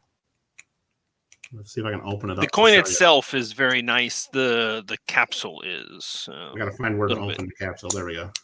There you go. That looks a hell of a lot better, doesn't it? Fantastic. Yep. So this says on it, it's a weird font. I got to look at it.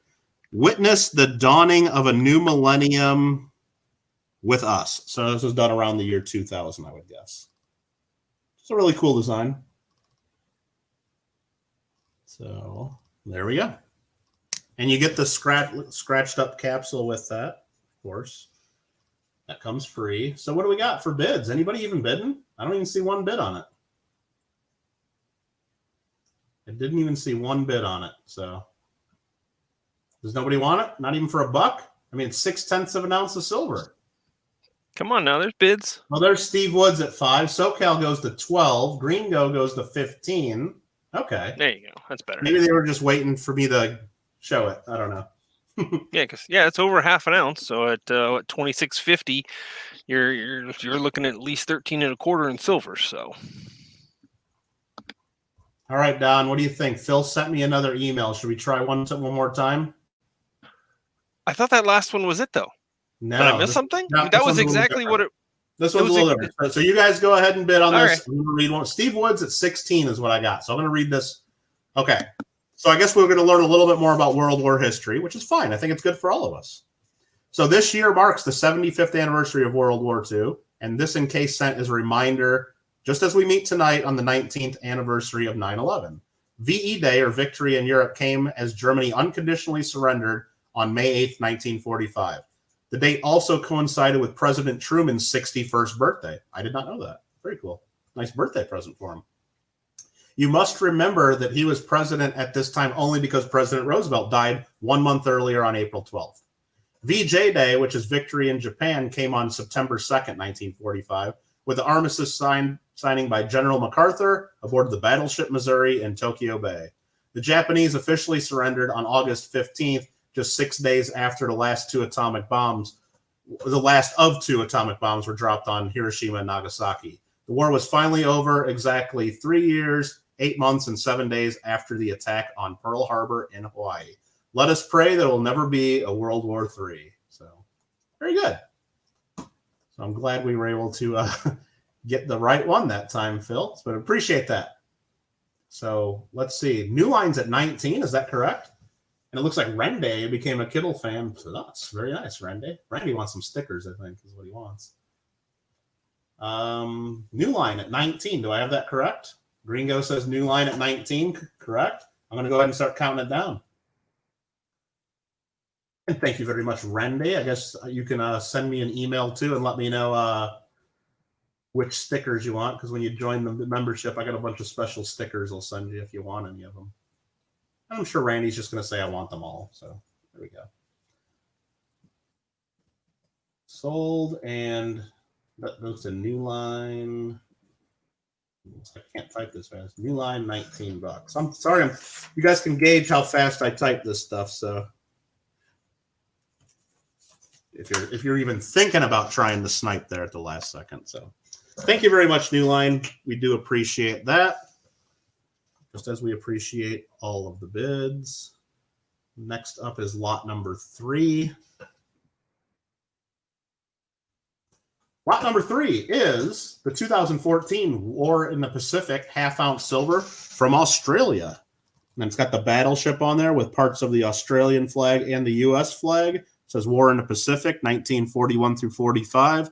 Battle of the Coral Sea. It's a pretty sweet piece of silver. And this is how many nines? 3 nines fine, 1/2 ounce from 2014. 50 cents face value. Well, we know a half ounce of silver has got to be worth at least half of an ounce of silver, right? Half of whatever an ounce goes for. We got a sharp eye up to $17 though. Let's see, just so you guys can follow along, we had Garrett at 2, Roy at 5, Rockzilla 6, Sharp Eye 10, Steve 15, Sharp Eye 17. So Sharp Eye at $17. And we'll go ahead and start counting it down.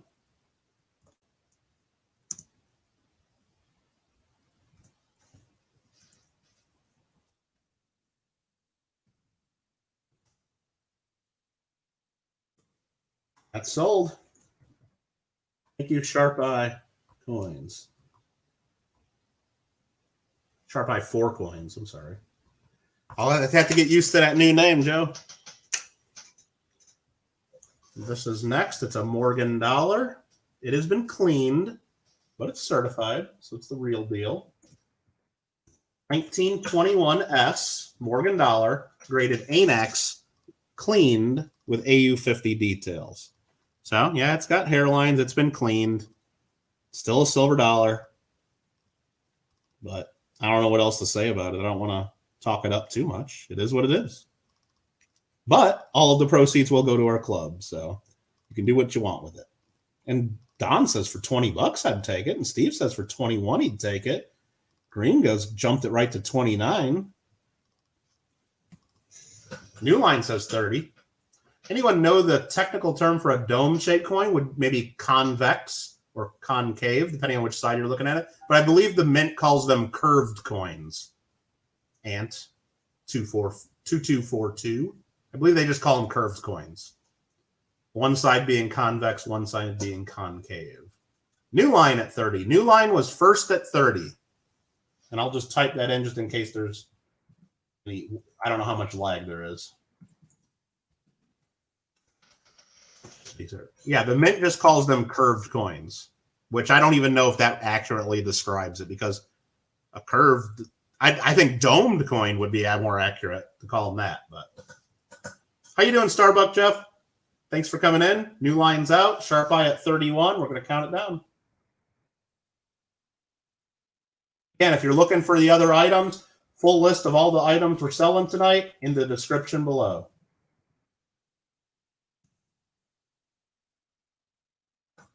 Sold for $31.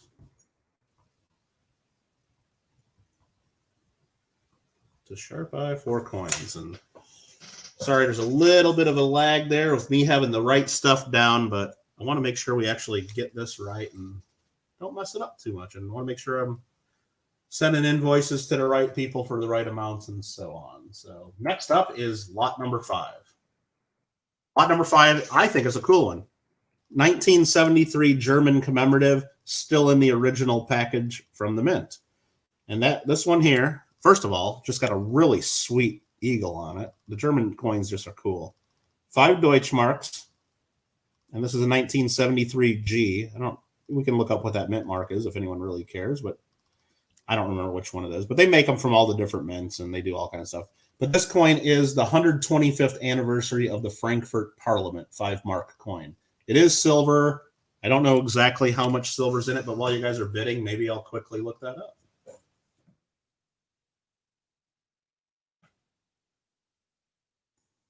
Let's see, 1973 G, Germany, 5 marks coin. I'm looking at the NGC Coin World Coin Price Guide and Information, which takes all their information from the Krause guides. This is a 0.625 fine silver coin weighing 11.2 grams. The actual silver content is just under a quarter ounce, 0.2251 ounces actual silver weight. This 1973 G Proof 5-mark has a mintage of 250,000, and they list it in Proof 63 condition at $15. And this is going to be way, way better than Proof 63 because it's basically perfect still in the original packaging. So you don't see them often in the original packaging. We had NCF go to 13, Gringo go to 15, SoCal go to 16. SoCal at 16, Sharp Eye at 17, Randy at 20. Randy was first at 20, Gringo. Just beat you. Randy was first at 20. And Sharp is out.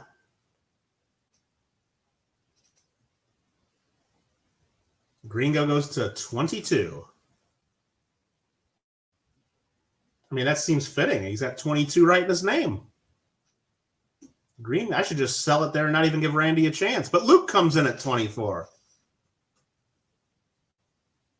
Well, I said it, Luke. I apologize if it's really Luke Key or something like that. I see there's a space there, so apologies. But Luke's at 24. Randy comes in at 25. Yeah, and I just really like, and what's cool about the German coins, if you're not familiar with their German commemoratives, pretty much every one they come out with, they change the eagle design. It's just, so if you like eagles, German commemoratives are something you should consider. And they still do it today on their, I believe their 10 euro commemoratives is what they do now. They have some cool ones. So we got Randy at 25. And I'm going to go ahead and count it down.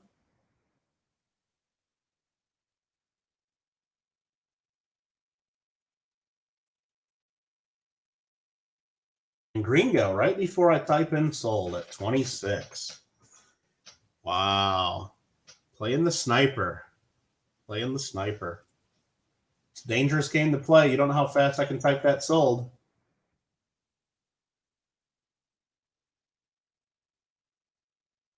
Oh, look at you guys. Just getting it in there. Got it, Randy. Give Gringo another second to think about it.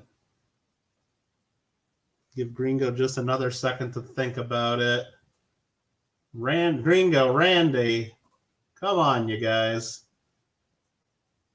Well, you know what? How about this? I know I got these a little. You guys are bidding too much on this. So what I'm going to do is it's going to be a buy it now price at $25 each. I'll sell them to the club for basically what I paid for them, which is less than $25. And Gringo and Randy can each have one for $25. It's not open for everybody because I don't have that many of them. I have to double check how many I got. I know I got at least one to get to. And Luke, if you wanted one, I know you were bidding as well.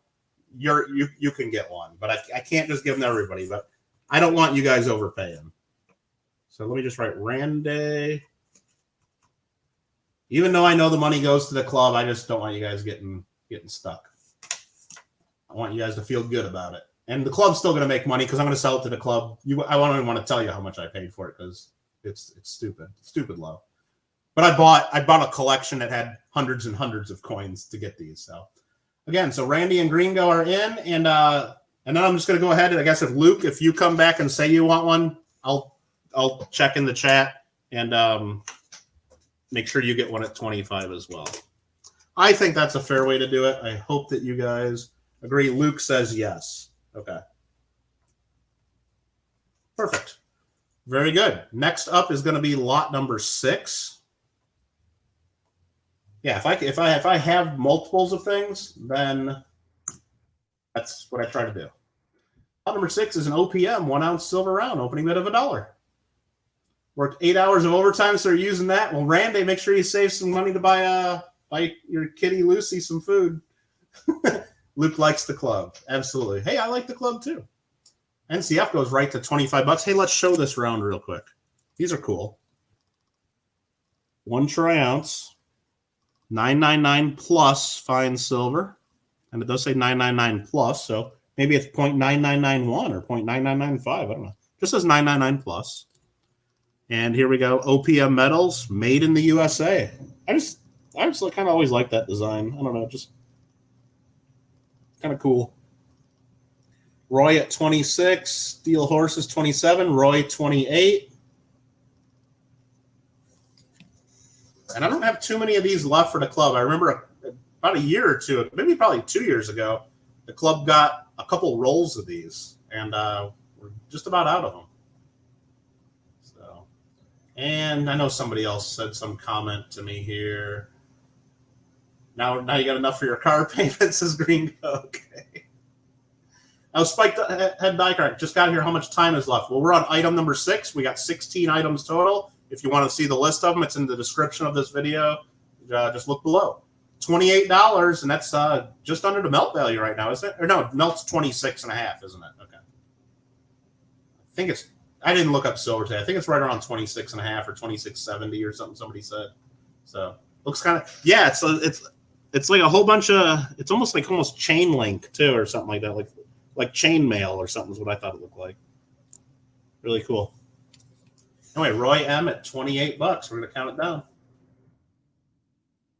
Spots at $26.50. Thanks, Roy. You'll email me about the elongated. Yeah, definitely, Majestic. Well, I'm sure we can figure something out.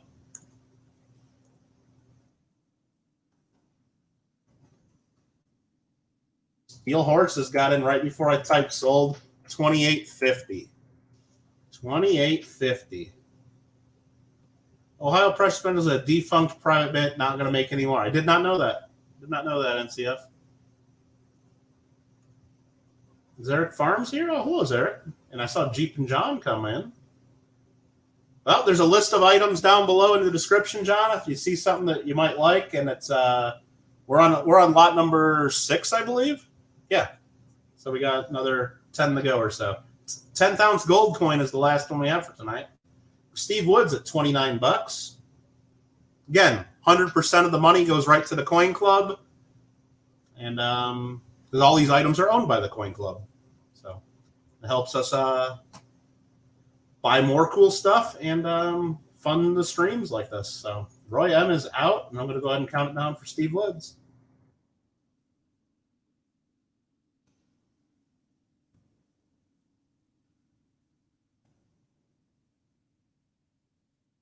If I can spell it. Here we go. Here we go. Steve Woods, $29. Thank you very much. Now, the next 2 items were donations to our coin club.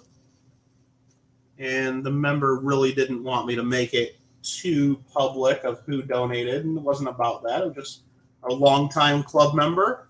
One of the officers of the club, in fact, wanted to support the club. So here we go. This here is a 1 ounce silver Seasons Greetings 1 ounce silver round. So it's never too early to start that holiday shopping. And this is done by, does it say who it's even done by? It doesn't. 1 troy ounce 999 fine silver.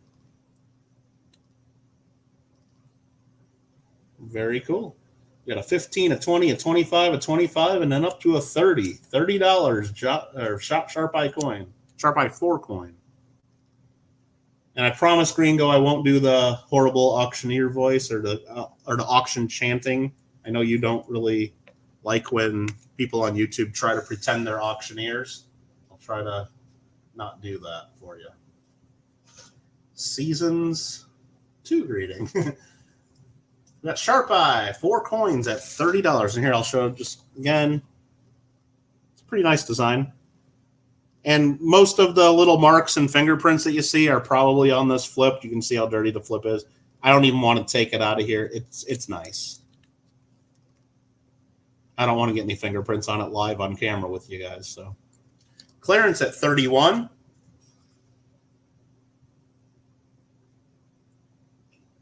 And again, these were donated to the club, so we do appreciate the donation. So Sharp Eye, 4 coins, 32. $32.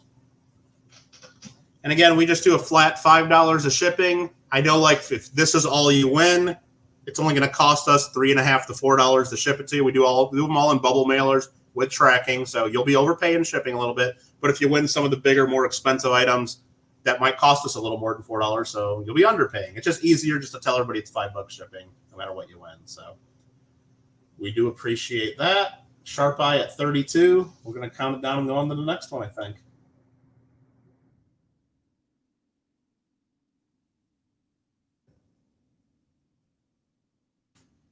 Sold.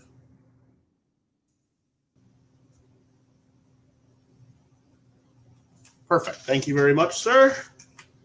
The next one, I'll put that right there for a second, and I got to copy and paste the information so you know what you're bidding on.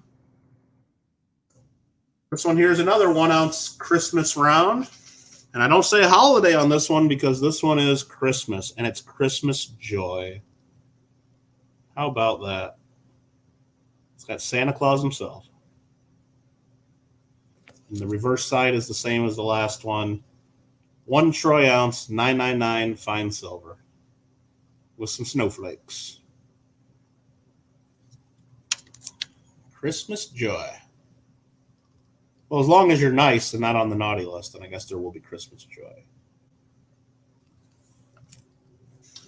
So very good. Garrett was 10, Vern 15, Spiked Head 25, Sharp Eye 30.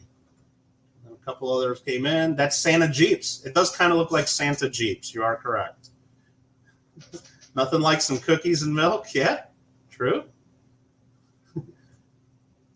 Steve, I believe write-in votes are allowed in some jurisdictions. I mean, you still have that choice coming up in what about 53 days? Not like anybody's counting or anything.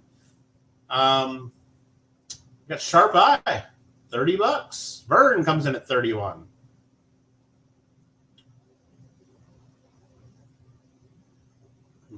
Vern LaPointe, $31 on the 1 ounce Christmas round. That's who I'm writing in, says Sharp. 32 for Sharp. 32 for Sharp.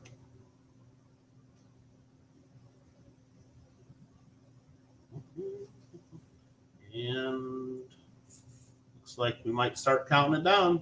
You still have a chance. But pay attention to what you see in the text chat. You can't go by when I say I'm starting to count it down and all that, because there is delay, there is lag. Depending on where you are, what kind of connection you have, and all that sort of things.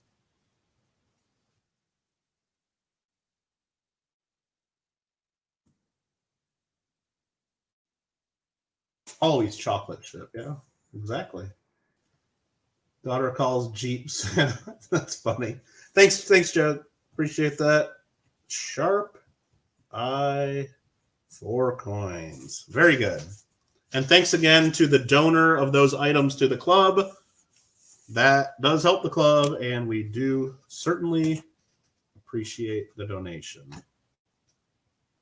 This next one is a 1960 proof set. It is lot number 9. You don't like all the small bids, you like to get straight to it.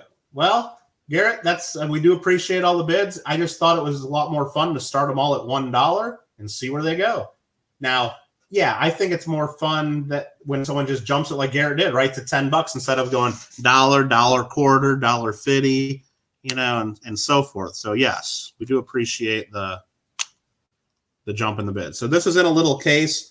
Originally, somebody sold this for $3.75. I think that tape and sticker has been on this for a very long time, because I don't know when the last time a 1960 proof set was only $3.75. But the case is a little dirty and scratched up, so I'll open it up just to show you.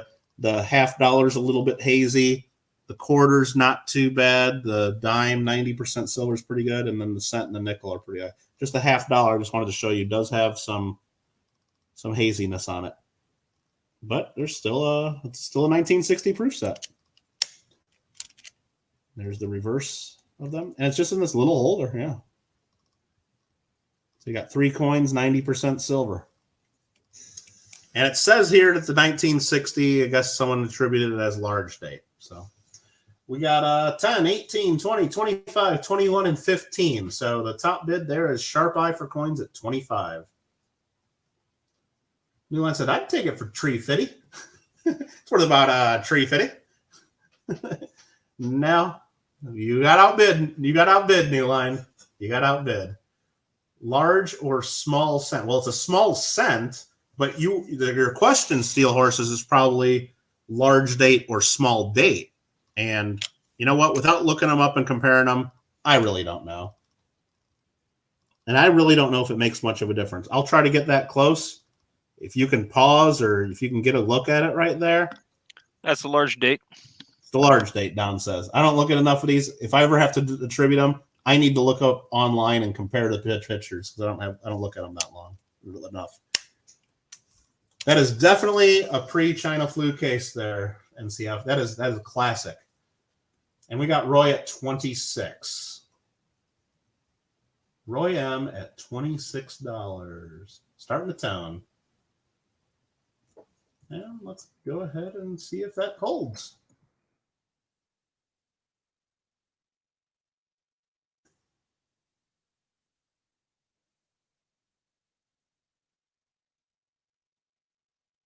I'm sorry, I'm trying to type your name there, Roy. Problem is, we got another Roy in here. I had to pick the right Roy. All right. Thank you very much, Roy. Roy M, I should say. And 26. Next up's a really popular one lately. I don't know if you guys follow the Mexican bullion, but for some reason, you think the premiums on Silver Eagles have been high. Try buying the Mexican Onzas or Libertads. They've just... It has been said that they may be changing designs next year. Is that why everybody's buying these like crazy? That's what they're telling us when they come in the store. Yep. So yeah, we can't keep a Libertad in if we wanted. Starting at $1 for a 2012. Looks like Steve jumped right to 20, NCF to 27. Steve at 28, New Line 30, Steve 31. Steve was the first at 31 NCF. He got in just a little before you, and I'm sure you're first on your screen. But Steve Woods' New Line was the 35. Been trying to get one for over a year. They go crazy. Yeah, I mean, luckily, I think I got this at the last coin show there was in Southern California, March Buena Park show. And early March, because by the end of March, everybody was freaking out about everything in the world. But yeah, I was able to get this at the show in March. Luckily, I wish I was able to get a lot more of them. But NCF at 36. Yeah, these are just a great design. If you guys... Majestic asks, is that BU? Oh, yeah, it's definitely uncirculated. It's not an MS-70. I mean, there are a couple little hits and marks if we look real close. It probably, if you send it in for grading, it probably wouldn't even get MS-69. It's definitely uncirculated, though. Absolutely. It's at least like MS-65 quality, I would say.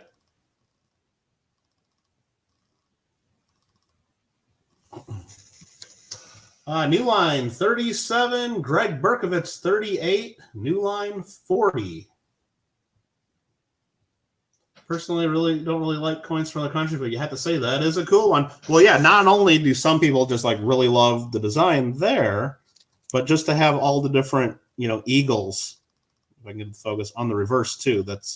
Now, if you like this design, go out and search for one. They got them in 5-ounce silver. And they also sell them as 1 kilo silver. Now, they're not cheap, not just because of the metal value, but they go for good premiums too. But you find this in the 1 kilo, and all those eagles are about the size of this damn coin here. It's just really cool. And Don, next time you get a 1 kilo in the store, let me know. Okay. Unless you're taking it, which I'm sure you'll take it, I may have one already, so I could probably give you the next. All right. Or even some of the 5. And then if you like these, the proofs just go for an insane amount of money for most of them. They do. Yeah, the proofs. That's a they fact. Do really low, they do super low mintages. Yeah.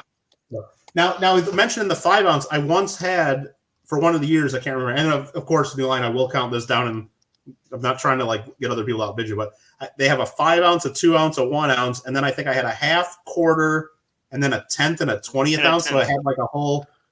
Like I think it was a 10th. I don't think they went 20ths. I thought, well, maybe it wasn't. Okay. But I just know it was really cool. So yeah. All right. So I'm going to go ahead and I got to see who's winning. I think it's still New Line. New Line at 40. So I'm just going to go 3, 2, 1, sold.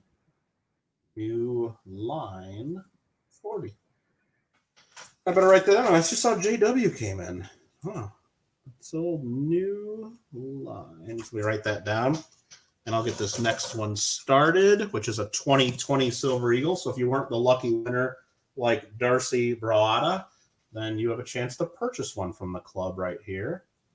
So happy birthday to JW Coins and Hobbies. We used to back in the day keep track of all the club members' birthdays. We used to put it in the newsletter and whatnot. We don't really do that anymore, mostly because it's hard to keep track of, and I don't, not everybody wants everybody to know it's their birthday. So, but I know it's JW's birthday, so happy birthday to JW Coins and Hobbies.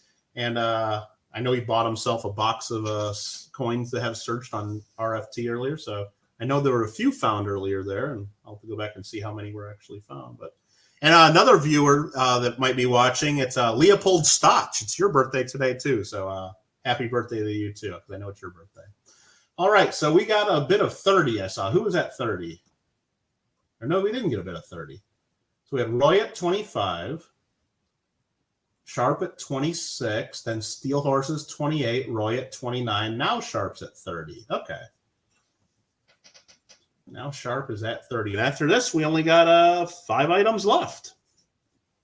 And there's some cool items. Just wait. You're going to want to stick around for them. They're all starting at $1. Sharp at $30. I don't care if you guys chat. That's what it's here for. I can tell the difference between numbers and people saying happy birthday, usually. Steve Woods at $31. And I guess I should show a close-up. This is fresh out of a roll. 2020 American Silver Eagle. Fresh out of a roll, put into the crown size 2.5 with the Max brand flat clinch stapler available on Amazon. And I did see another person, another one of my viewers, used my Amazon link, !Amazon if you need a link to that, and bought a Max brand flat clinch stapler from my page the other day. And I did check, because I know I always just estimate how much money I actually earn when you do that. I get 60 cents if you buy one of those staplers.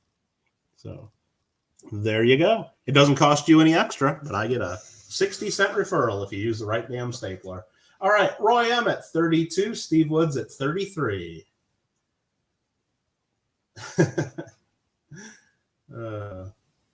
Boom, 60 cents, says Gringo. Yeah, and I think, you know what? I think like 7 or 8 people so far have bought them this year, so I'm getting close to $5. I talk about them darn staplers so much, I'm almost going to get $5 out of it. Almost. Steve Woods at $33 on the Silver Eagle. That's a good, and the 2020s usually go for a good premium too. 60 cents more of Kittle cash. Hey, I'm all for that. I got to buy some of them, that currency that Greg was showing earlier. And Sharp comes in at 34. Yeah, every time I learn a little bit more about paper money, I just see at least 1 or 2 more that I really want to buy someday. And I know the ones that I want to buy are the same ones that all of you probably want to buy too. And that's why they're so damn expensive. So, Gringo, guess what I just picked up at lunch yesterday? A whole pack. A whole pack that we're going to start giving out as prizes. How you like that, Gringo? A little preview there. So we got Sharp at 34, Steve at 35. We're going to count that down. I'm on the wrong window. I'm sorry. There we go. What most collectors do, Sharp, you got to keep those Vietnamese dong notes nice and clean. All right. Say a lot of stable. Yeah, the 100K gold, I believe those are not people. Those are only owned by the government, I think, or I don't think those were ever for circulation, or I don't know all the details on that. So this is sold. I got to look up and see who bought that one again. It is Steve Woods for 35. Woods 35. Perfect. Come on, Jeep and John. Steve Woods 35. Next up, these are fun. I think they're fun. I hope that you agree. There's that there. Gotta get the right one out. These are really cool to have, and or they make really great gifts. What this is a coin from 1572, and it's a Hungary dinar, graded NGC VF35, and the coin does have the Madonna and Child on it, which is recreated there. It's in a nice hard plastic case here that holds the slab and tells you some history about, I guess, the king and the coin. So it's got Madonna and Child on the center with a KB mint mark. These coins actually do have the date on them too. It's not just like some estimated date. And they're great. And you see these, they're not super rare coins, but you do see these out there, and they're often don't get straight grades. They get details grades, or they're just often really horrible looking. I'm going to try to get it to show it there. But I mean, damn near 500 years old there, 450 years old, and really cool piece.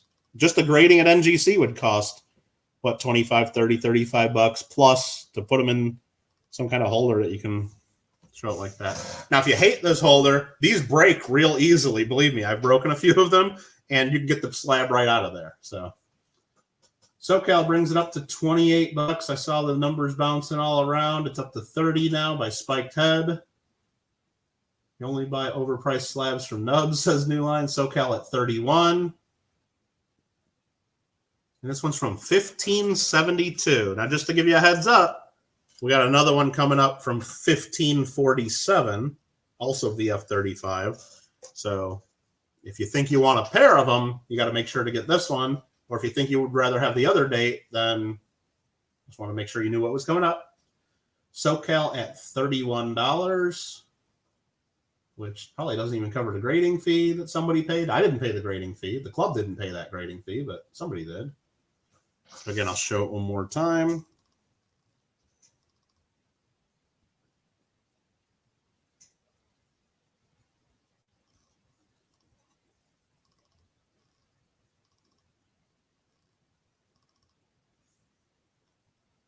Luke comes in at 33.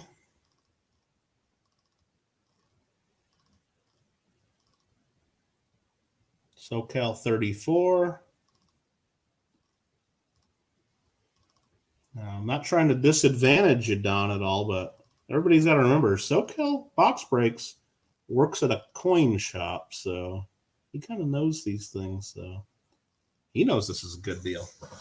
MD at 35. New Line just says hammer time. Sell it. or unless you guys are kicking people out and JW's been banning people, I don't know. That's a slab weird. Well, the slab itself isn't weird at all. It's just a holder that holds the slab that somebody put together. And the reason that, I was able to buy these cheap enough to sell them to the club to where we could auction them here and at 35, 36, 37, 38 bucks. Somebody probably sent in 100 or more, maybe even 1,000 of these, had these things made up and got NGC to grade them for, I don't know, probably 10 bucks a piece or 12 bucks a piece or whoever knows how much. But so someone did a bulk grading on these for sure to market these, and probably sold these to Home Shopping Club or through some magazine or something somewhere. But I got these from a dealer. They had some extras. Half of them had broken cases that I just destroyed and threw away, and then just sold the slabs separately. But these were the nice ones that I saved and gave them to the club. So we got Majestic at $40. Haven't banned anyone yet. Okay, I was just wondering why they were talking about the hammers. New Line and his chiseled jaw over there. Oh, cheese and rice, cheese and rice. All right, we're going to go ahead and count it down for Majestic. Sounds of coins.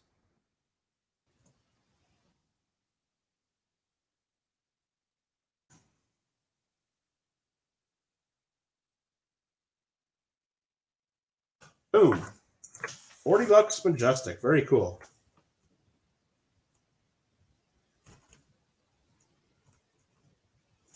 Thank you very much, and congrats on the bid. Next up is that coin there, lot number 13. We only got after this 14, 15, and 16. Just a few more chances to spend that hard-earned money. Joe Durbin, thanks for coming in and hanging out. This next one is a 2013 Canada 1.5 ounce, I believe, right? Yeah, 1.5 ounce. And let me at least remove one layer of plastic there. These are a nice shape too. 1.5 ounce polar bear, 4.9 silver. 1.5 ounce.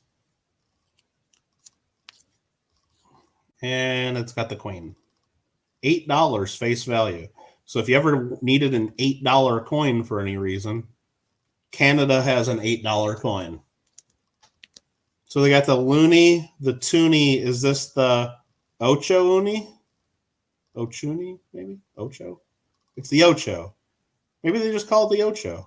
And that's what ESPN does. So it's the polar bear, 4.9s. It's the Ochuni. It's the Ochuni? Okay. Alfred would know. Is Alfred still here? He would know. That's true.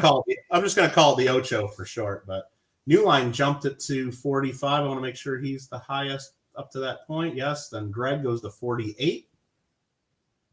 The Ocho, eh? It's the queen with a bear behind. There is definitely a pretty cool polar bear on it, though. And unlike most Canadian silver, this is actually in really nice shape. I don't notice any milk spots or, I mean, there's some prints from my thumb, and, you know, they're just on the plastic. But a lot of times Canadian silver just gets messed up. This one I'm thinking is fine because it's already survived, what, 7 years now? So Gregg Bercovitz at 48. And let's go ahead and count it down.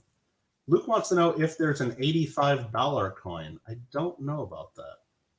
And Newline comes in 49. I mean, I got coins I could sell you for 85 bucks if that's what you're asking, but I don't know of any that are face value $85. That would be a really weird one. Yeah. What else am I missing? Any time travelers in here saying thumbs up? Needs a Pegasus round, says Eric. I don't know if I've seen anything like that. I'm sure they have them out there. And maybe Don sees stuff like that come in the shop, but I haven't seen them. Oh, what, an $85 coin? Well, no, a Pegasus round. No. Pegasus. I don't think so. Not yet. And Bob Thompson. Bobcat, where you been? You just woke up? No, I'm just kidding. Thanks, Bobcat. $50 to Bobcat. Or unless that's Mike Baldwin. You said Mike Baldwin was with you. Possibly bidding for Mike Baldwin. So, there you go. Sharp has a few Pegasus rounds. So, very cool. Greek coins. Oh, yeah, some of the old stuff like that. You're right, Alfred. Some of the ancients. You're right. Isle of Man has kitten coins. Oh, Sharp, I definitely need to look at that. Oh, an $85 would be an Ocho Cinco, huh? We'll call him Chad. We'll call him Chad Ocho Cincos. All right. We'll count this down for Mr. Bobcat Thompson.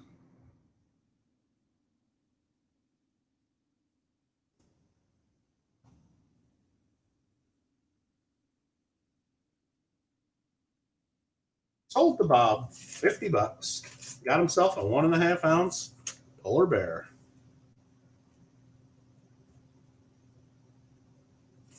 Thank you, thank you. Next up is one of these, but this one here is a little bit older than the last one. Same design, same kind of deal, though. And it is from the year 1547. SoCal Box Breaks had an invalid bid of 31, but now his bid is okay at 31. He's like, man, I got some Minecraft to play here. Let's get this auction done. No of this $1, $2, $3 bids. Jumps right to 31.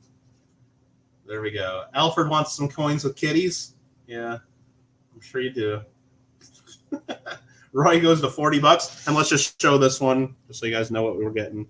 Again, it's the 1547 KB Hungarian dinar NGC VF 35. And it's got the fancy slab for the slab. I mean, are we going to get there someday, Don? I think slabbing slabs, like some of the old stuff, like to certify that that's an original PCGS Rattler or PCGS Doily. What do you think? Oh, I bet you they do. Yeah, we're going to slab the slabs at some point, I'm sure.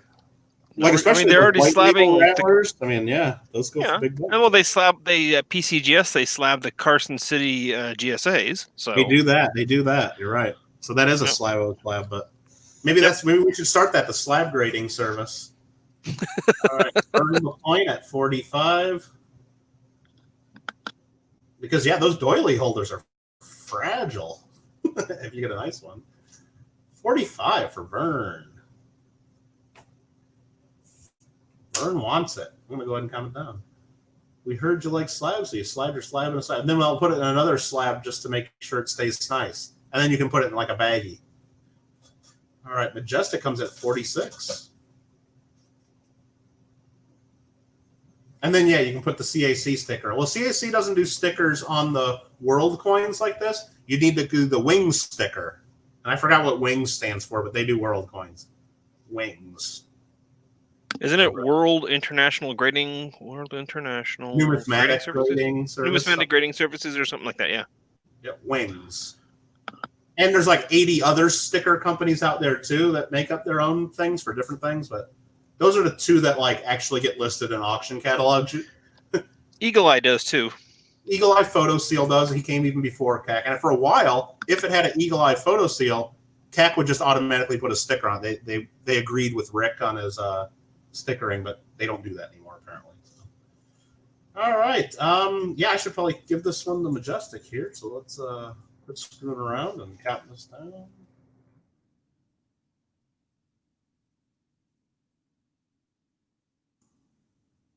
Very, very cool. Thank you, Majestic. He's like, Kittle's already sending me a box with one of those. Might as well add another to it, right? Might as well. We're down to 2 items remaining. 2 more chances to buy some stuff. And 2 more chances to support the club there. Next up is the 2020 United States Mint Silver Proof Set. So there you go. What's the Mint sell these for? Like $65 or so? I know I had to pay a little bit more for them because at the time the Mint wasn't fulfilling their orders properly, but the club had to pay a few extra bucks to get these. But that's got the reverse proof W nickel. It's got, does it? Yeah, should. Okay. I want to make sure it has it. Yep, it's in here. So the special coin. So first of all, you get all the 5, and these are 3 9s fine silver quarters now, right? Yeah, they switched to pure silver. So it's pure silver, not even 90%. So it's more silver than you used to get. It's got all the quarters, including the bat quarter and the ones that you haven't even seen yet. That's a cool one, the butterfly. Yeah, they actually, I think they look a lot sharper. They look a little nicer. Personally. Oh yeah, absolutely. Oh, you mean the 999 instead of the 90? Yeah, they're a little brighter looking. That's what I mean. They look better. And the problem is, though, I think over the years they're going to tone a lot more because doesn't pure silver tone a lot more than 90? Oh yeah, yeah. So those are definitely, depending on what's inside there with them, those might tone. That's what I mean. You take lot. These out and start sticking them like in cardboard folders, they're going to tone like crazy. Yeah. Well, I mean, they might. It depends. A lot of the times, a lot of the stuff will tone just in those holders. Give it 5 or 10 years, and they start toning. They'll tone right there. So. Right. Well, yeah, but they tone a lot faster if you pop them out and put them in a capital holder or an album or expose them to air. Yeah. Or more air. So the special coin in this set is the 2020, and am I even able to show this? Yeah. 2020 W reverse proof Jefferson nickel. Now it looks hazy and ugly here. That's the plastic. You cut this open, it's going to look perfect. But don't cut it open. That's original government packaging. I mean, should I cut it? Yeah, this is how much they care about it. They put a little bag. Well, it's it's like the tag on your mattress. You just don't do it. It's a free add-on, I guess. But this is the coin that. So and I always like to point this out when we show these is when you go to your local shop or local coin show, if you're having coin shows in your part of the country, and you go buy your proof set, make sure this is in there, because there are people out there that'll just take these out of the sets and then sell you the set like this, because on the card it doesn't even mention this. This is a separate kind of deal that they slide in here. So if you are getting this and you're not getting the West Point nickel, then you're getting ripped off by at least what, $15 or so. I don't even know what those nickels go for. Maybe more. Maybe about that. The reverse proof might be a little more. And that all started back, I think, 1996. If you ever buy a 1996 mint set, make sure you get the W dime that's in that. So yeah, I've seen. I can't tell you how many times I've gone to coin shows looking at 1996 mint sets that are full price. You know, you priced higher than the retail and gray sheet, and you open them up. There's no 1996 W dime that's $10 of the set at least, and sometimes the dealers like, oh, I didn't know that, or I didn't even know that was supposed to. Oh, they knew. But yeah, a lot of times it's the dealers are ripping people. Yeah, more than, I would say, about 80% of the 96 mint sets that come into the store are missing the dime, and people had no idea when they. Yeah, oh yeah, and people had no idea when they bought them that was even a thing, because it doesn't say anywhere on it. You know, look for the special dime. That's what I mean. It's just an add-on that's not on the rest of the paperwork. So without, Anyway, we had some bids on this. It started at $1 and it went 64, 65, 67, 68, 70, 72, 75 to Jack 5 so far. Isn't the mint selling these anymore, Randy? I believe they might be, but the problem with the mint selling them right now is you might not get it for a month or 2 or 3 if they are selling. They're just really slow on fulfilling their orders. That's my understanding of it. Little sister still hanging out in here. Plus, I think whatever it is, they're 193,000 in stock, and they're what, 65 to $70, and isn't it? I think it's a flat rate of $5 shipping or something like that. Yeah. So if you're just buying that single set, then you're there. So yep, there you go. Thank you very much to Jack 5 for that. Very little cool. Late, Burton. What's Burton? Oh, 63 is what they're selling it for. Sorry, I get it. Oh, okay. Yeah, so if you do that plus the shipping, I think it's $5.95 that you. So it's gonna be $69. Then you gotta wait. Yep. But here, this will be out in the mail. Probably not tomorrow. I'm not gonna get it out tomorrow, but probably Monday. As long as but you're and you're helping support the clubs. So. And it supports the club, absolutely. Last up's gold. Last up is gold. Little sister's like, I'm a supporter, dude. I'm eating peanut butter and salami on toast. It better be toasted. Get that peanut butter melting. Yum. Alfred, don't knock it till you try it. I know it sounds bad. Lima's in here? How you doing, Lima? Thanks for coming in. Do one of these. Oh, somebody already did exclamation Lima. Nice. I was going to do that. So what we got here, before you guys get too crazy on the bids, this is a 2005 American Gold Eagle, $5, 1/10 ounce. Gold. First day of issue. I mean, I guess. I don't know. MS70. And this slab comes from PCC Premier Certified Coins, which to me is completely meaningless. I have no idea who that is, what they are, and what their grading standards are. I would buy this. I'm selling this. I sold it to the coin club. Well, we bought it for the coin club from a dealer who basically sold it to the coin club for basically probably whatever the gold melt value was at the time. And that's the way I would treat this, just as an uncertified piece, which I know go for a premium over the gold value, of course, but don't buy this thinking it's the same as like a PCGS First Strike 70, whatever. It's PCC, whoever the hell that is. So just want to make sure that's clear, but it is a nice coin. I mean, it's while you're talking about gold, you want to put the link in again for that $20 giveaway? Well, you can do that right now. You can just type exclamation point GAW. Oh, it's GAW. I typed in giveaway. Sorry, thank you. Nice try. 175, 180, 200, 185, 215, 215, 220. Steve Woods at $220. Thank you, Kittle sister. What did she do? What did she do? I don't know what she did. Let's see. Liked your video. Oh, yeah, I like that too. Oh, I didn't like that I couldn't leave a comment on it to tell you that I liked it, though. So I don't know if you turned off the comments, Lima, or if YouTube did that for you. I don't know. You guys see the way it's your choice, but yeah, I did like it, but I couldn't leave a comment saying that because the comments were disabled. So we have Steve Woods at $220 again. Last chance. You did it that way? Okay. Clarence says I'll take it for $222. All right, Clarence. Those are raw $235 at the shop today. So there you go. Exclamation point coin shop. If you don't win it here, you can go to the coin shop. Are they open on Saturday? Right now it's just Monday 10 to 4. Okay, so Monday, assuming gold prices don't change, you can go to the coin shop and buy it for $235 instead. So if you don't want it right now for $220, higher than $222, you can buy them for more on Monday. Very cool. Yeah, the premiums on any small gold right now are pretty crazy. $225. Ooh, Steve Woods got in just before Joe. Steve Woods, $225.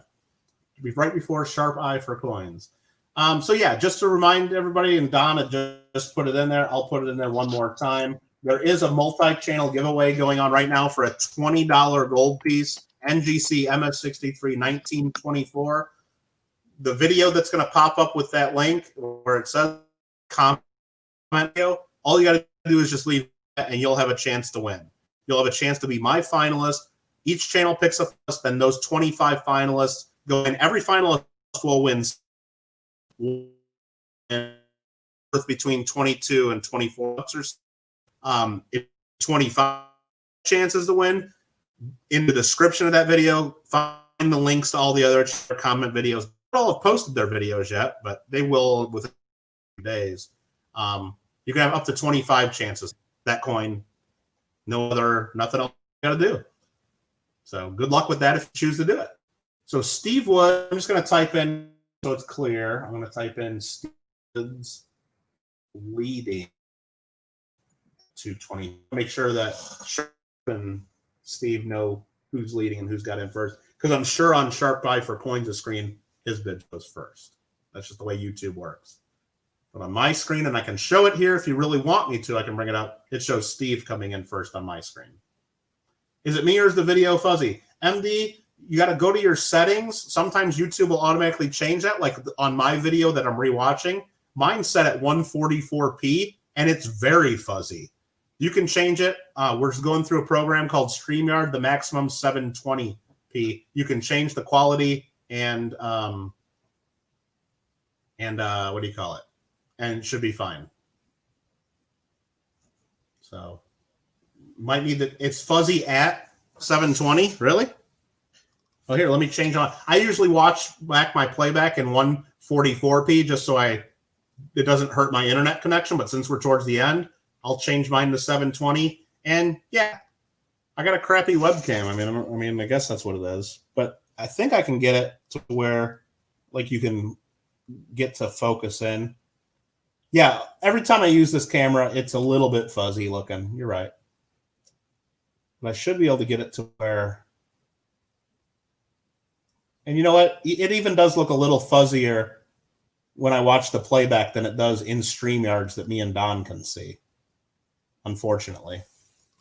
And part of it's just that I have autofocus set on this, and it's focusing on many different things, plus my hands. And really, most of it's the lighting, because this is a webcam designed to look at your face, and we're looking down at coins. So if I put my lights on stuff like I would normally look at stuff, this is how I move my lights. That's what you guys would usually see. And now things come into a lot more focus, but it's just so bright that it's kind of crazy. I don't know how to. I need to either get better cameras or I need to learn how to use my cameras better.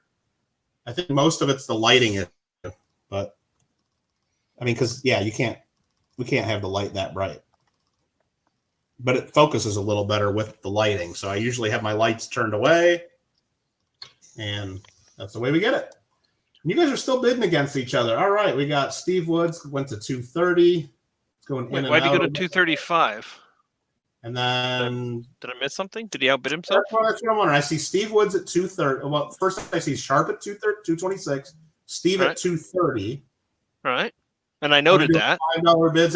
We'll do even dollar bids, Steve. I don't care. It's for the club. Every dollar counts. We're not going to do 50 cent or quarter bids, but if you want to bid by $1, this is the last item. That's fine with me. But I'm still saying. Steve, sorry about that. Yeah, I was just saying that you were at 230 for the high bidder, which you still are. Yeah, right. I'm saying, yeah. So I'm also going to say Steve Woods. I can't even type right now. Steve Woods leading at 230. There you go, just to be clear. And then I'm going to remove his 235 bid. There you go. I don't want you outbidding yourself. That's not right. That's not what we need to be doing. I'll take your $5 as a donation to the club, but not that way. Not that way. All right. It's a poor tool that blames the... There you go. There you go, Burton. There you go. Paisley and Daddy show, Sheldon. Flexing on some coins. He says, Boomba Shoots crew. Okay. Thank you very much for the donation, Sheldon. And, hey, by the way, since Sheldon just did that, that reminds me, we could just type in Aloha, exclamation point Aloha, and it'll let you guys know how to find Sheldon's channel and all of his videos that he does, all the stuff him and his daughter buy. First of all, they're just cute videos, him and his daughter opening up and looking at coins. They are giveaway videos where they give away prizes. So if you want more chances to win stuff, right there, check out Paisley and Daddy show. And we're just going to go ahead and start counting this down. I just want to make sure we're doing this right, Don. Steve Woods at 230, I believe. Yep. So that's what I got. Yes, sir. Okay.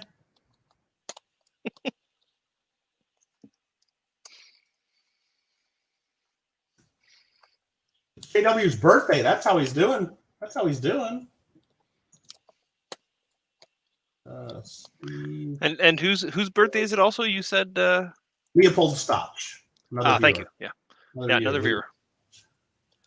Sold. Yeah, that's it. Sold. 230 to Steve Woods. Congratulations. And again, thanks to all the bidders for all of your support of the club. Again, if you've won things in the auction, you need to first send me an email. I will then total up your stuff and send you an invoice through PayPal. Have to pay by PayPal if you'd rather just send a check, or if you're local, you say, hey, Kittle, I'm going to be in your neighborhood. Meet me over at like the post office or around, and I'll bring you cash. We could do that. Or if you're going to send a check or money order, that's fine too. Actually, it's preferred. I mean, sending a check or money to pay the 3% PayPal fee. But how we PayPal, that's the easiest way. The 3% fee is the deal. Plus, then I get your address through there, can print the label. You get tracking automatically. However you want to do it. But what I like to do is I like to get you the invoice by PayPal because it's just easy to prepare that way. And then you can look at it and make sure everything's right and that we got the right coins, the right numbers, and so forth. So if you guys have any questions on that, let us know. What else is going on here? Big Mill's up next. Big Mill's tonight? I don't know. Is he? I mean, if he is, you guys can drop some links to him if you guys are, or JW can, I guess. I don't know. I don't know who's going on right now. But yeah, if anybody else, I guess, I don't know, unless you guys want me to dig around and sell some more coins right now, but I don't have anything ready. But again, I want to thank Gregg Bercovitz for doing a really great presentation. If you guys missed that, I encourage you to go back and look at that if you do have an interest in paper money. U.S. paper money, I guess, or paper currency is what he calls it. And part 2 of that will be on October 9th is our next Coin Club meeting. So very cool. Everybody's saying thank you. Look forward to the next time. And remember, until then, we got the giveaway going on.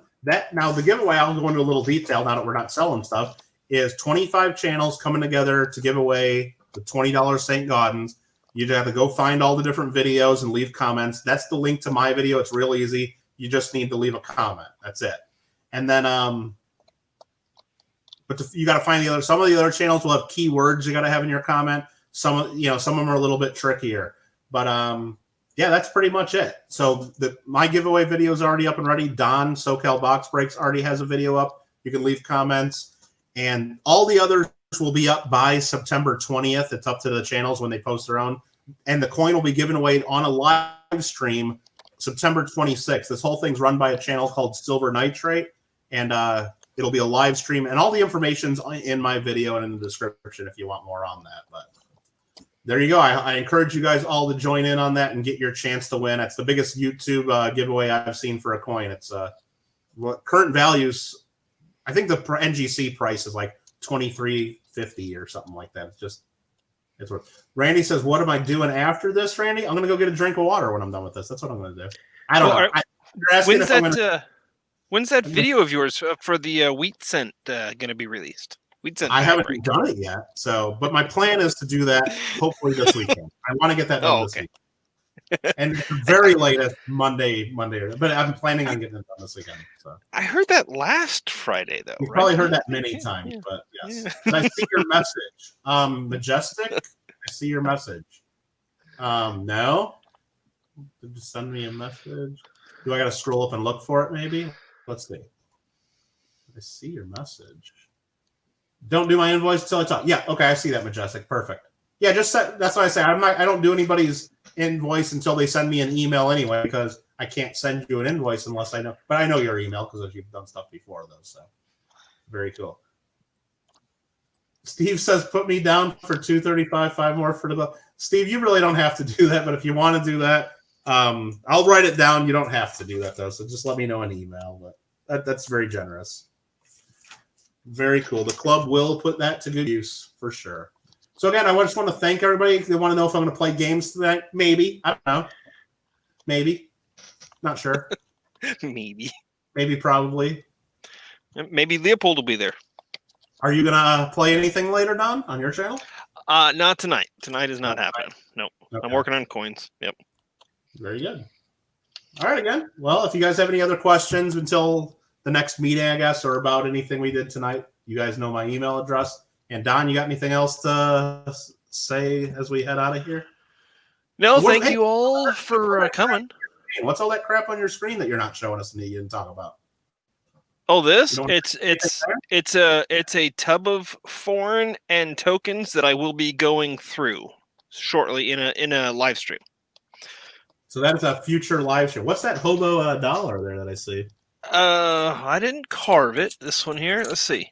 I did not carve it. It was not done by me. It was done by another person. They didn't even sign it, but he sent it to me, so I thought it was cool. I carried it for a little bit, and then I realized carrying $1 is heavy. So, okay. Yeah, kind of lazy. So it's going to go into a flip, or someone else is going to carry it. Someone else will buy it and carry it. So they're telling me Big Mill is next. So what I'm going to do now, warning, if you guys go to this channel, I'm going to post a link to Big Mill. Warning, if you go there, he's very loud. He looks at $half. He hunts them for silver. If you go there, he's very loud. You might, if you're wearing headphones, you definitely need to adjust your volume. It's a warning. He's very loud. So, all right. Turn the volume. Green goes, turn the volume up.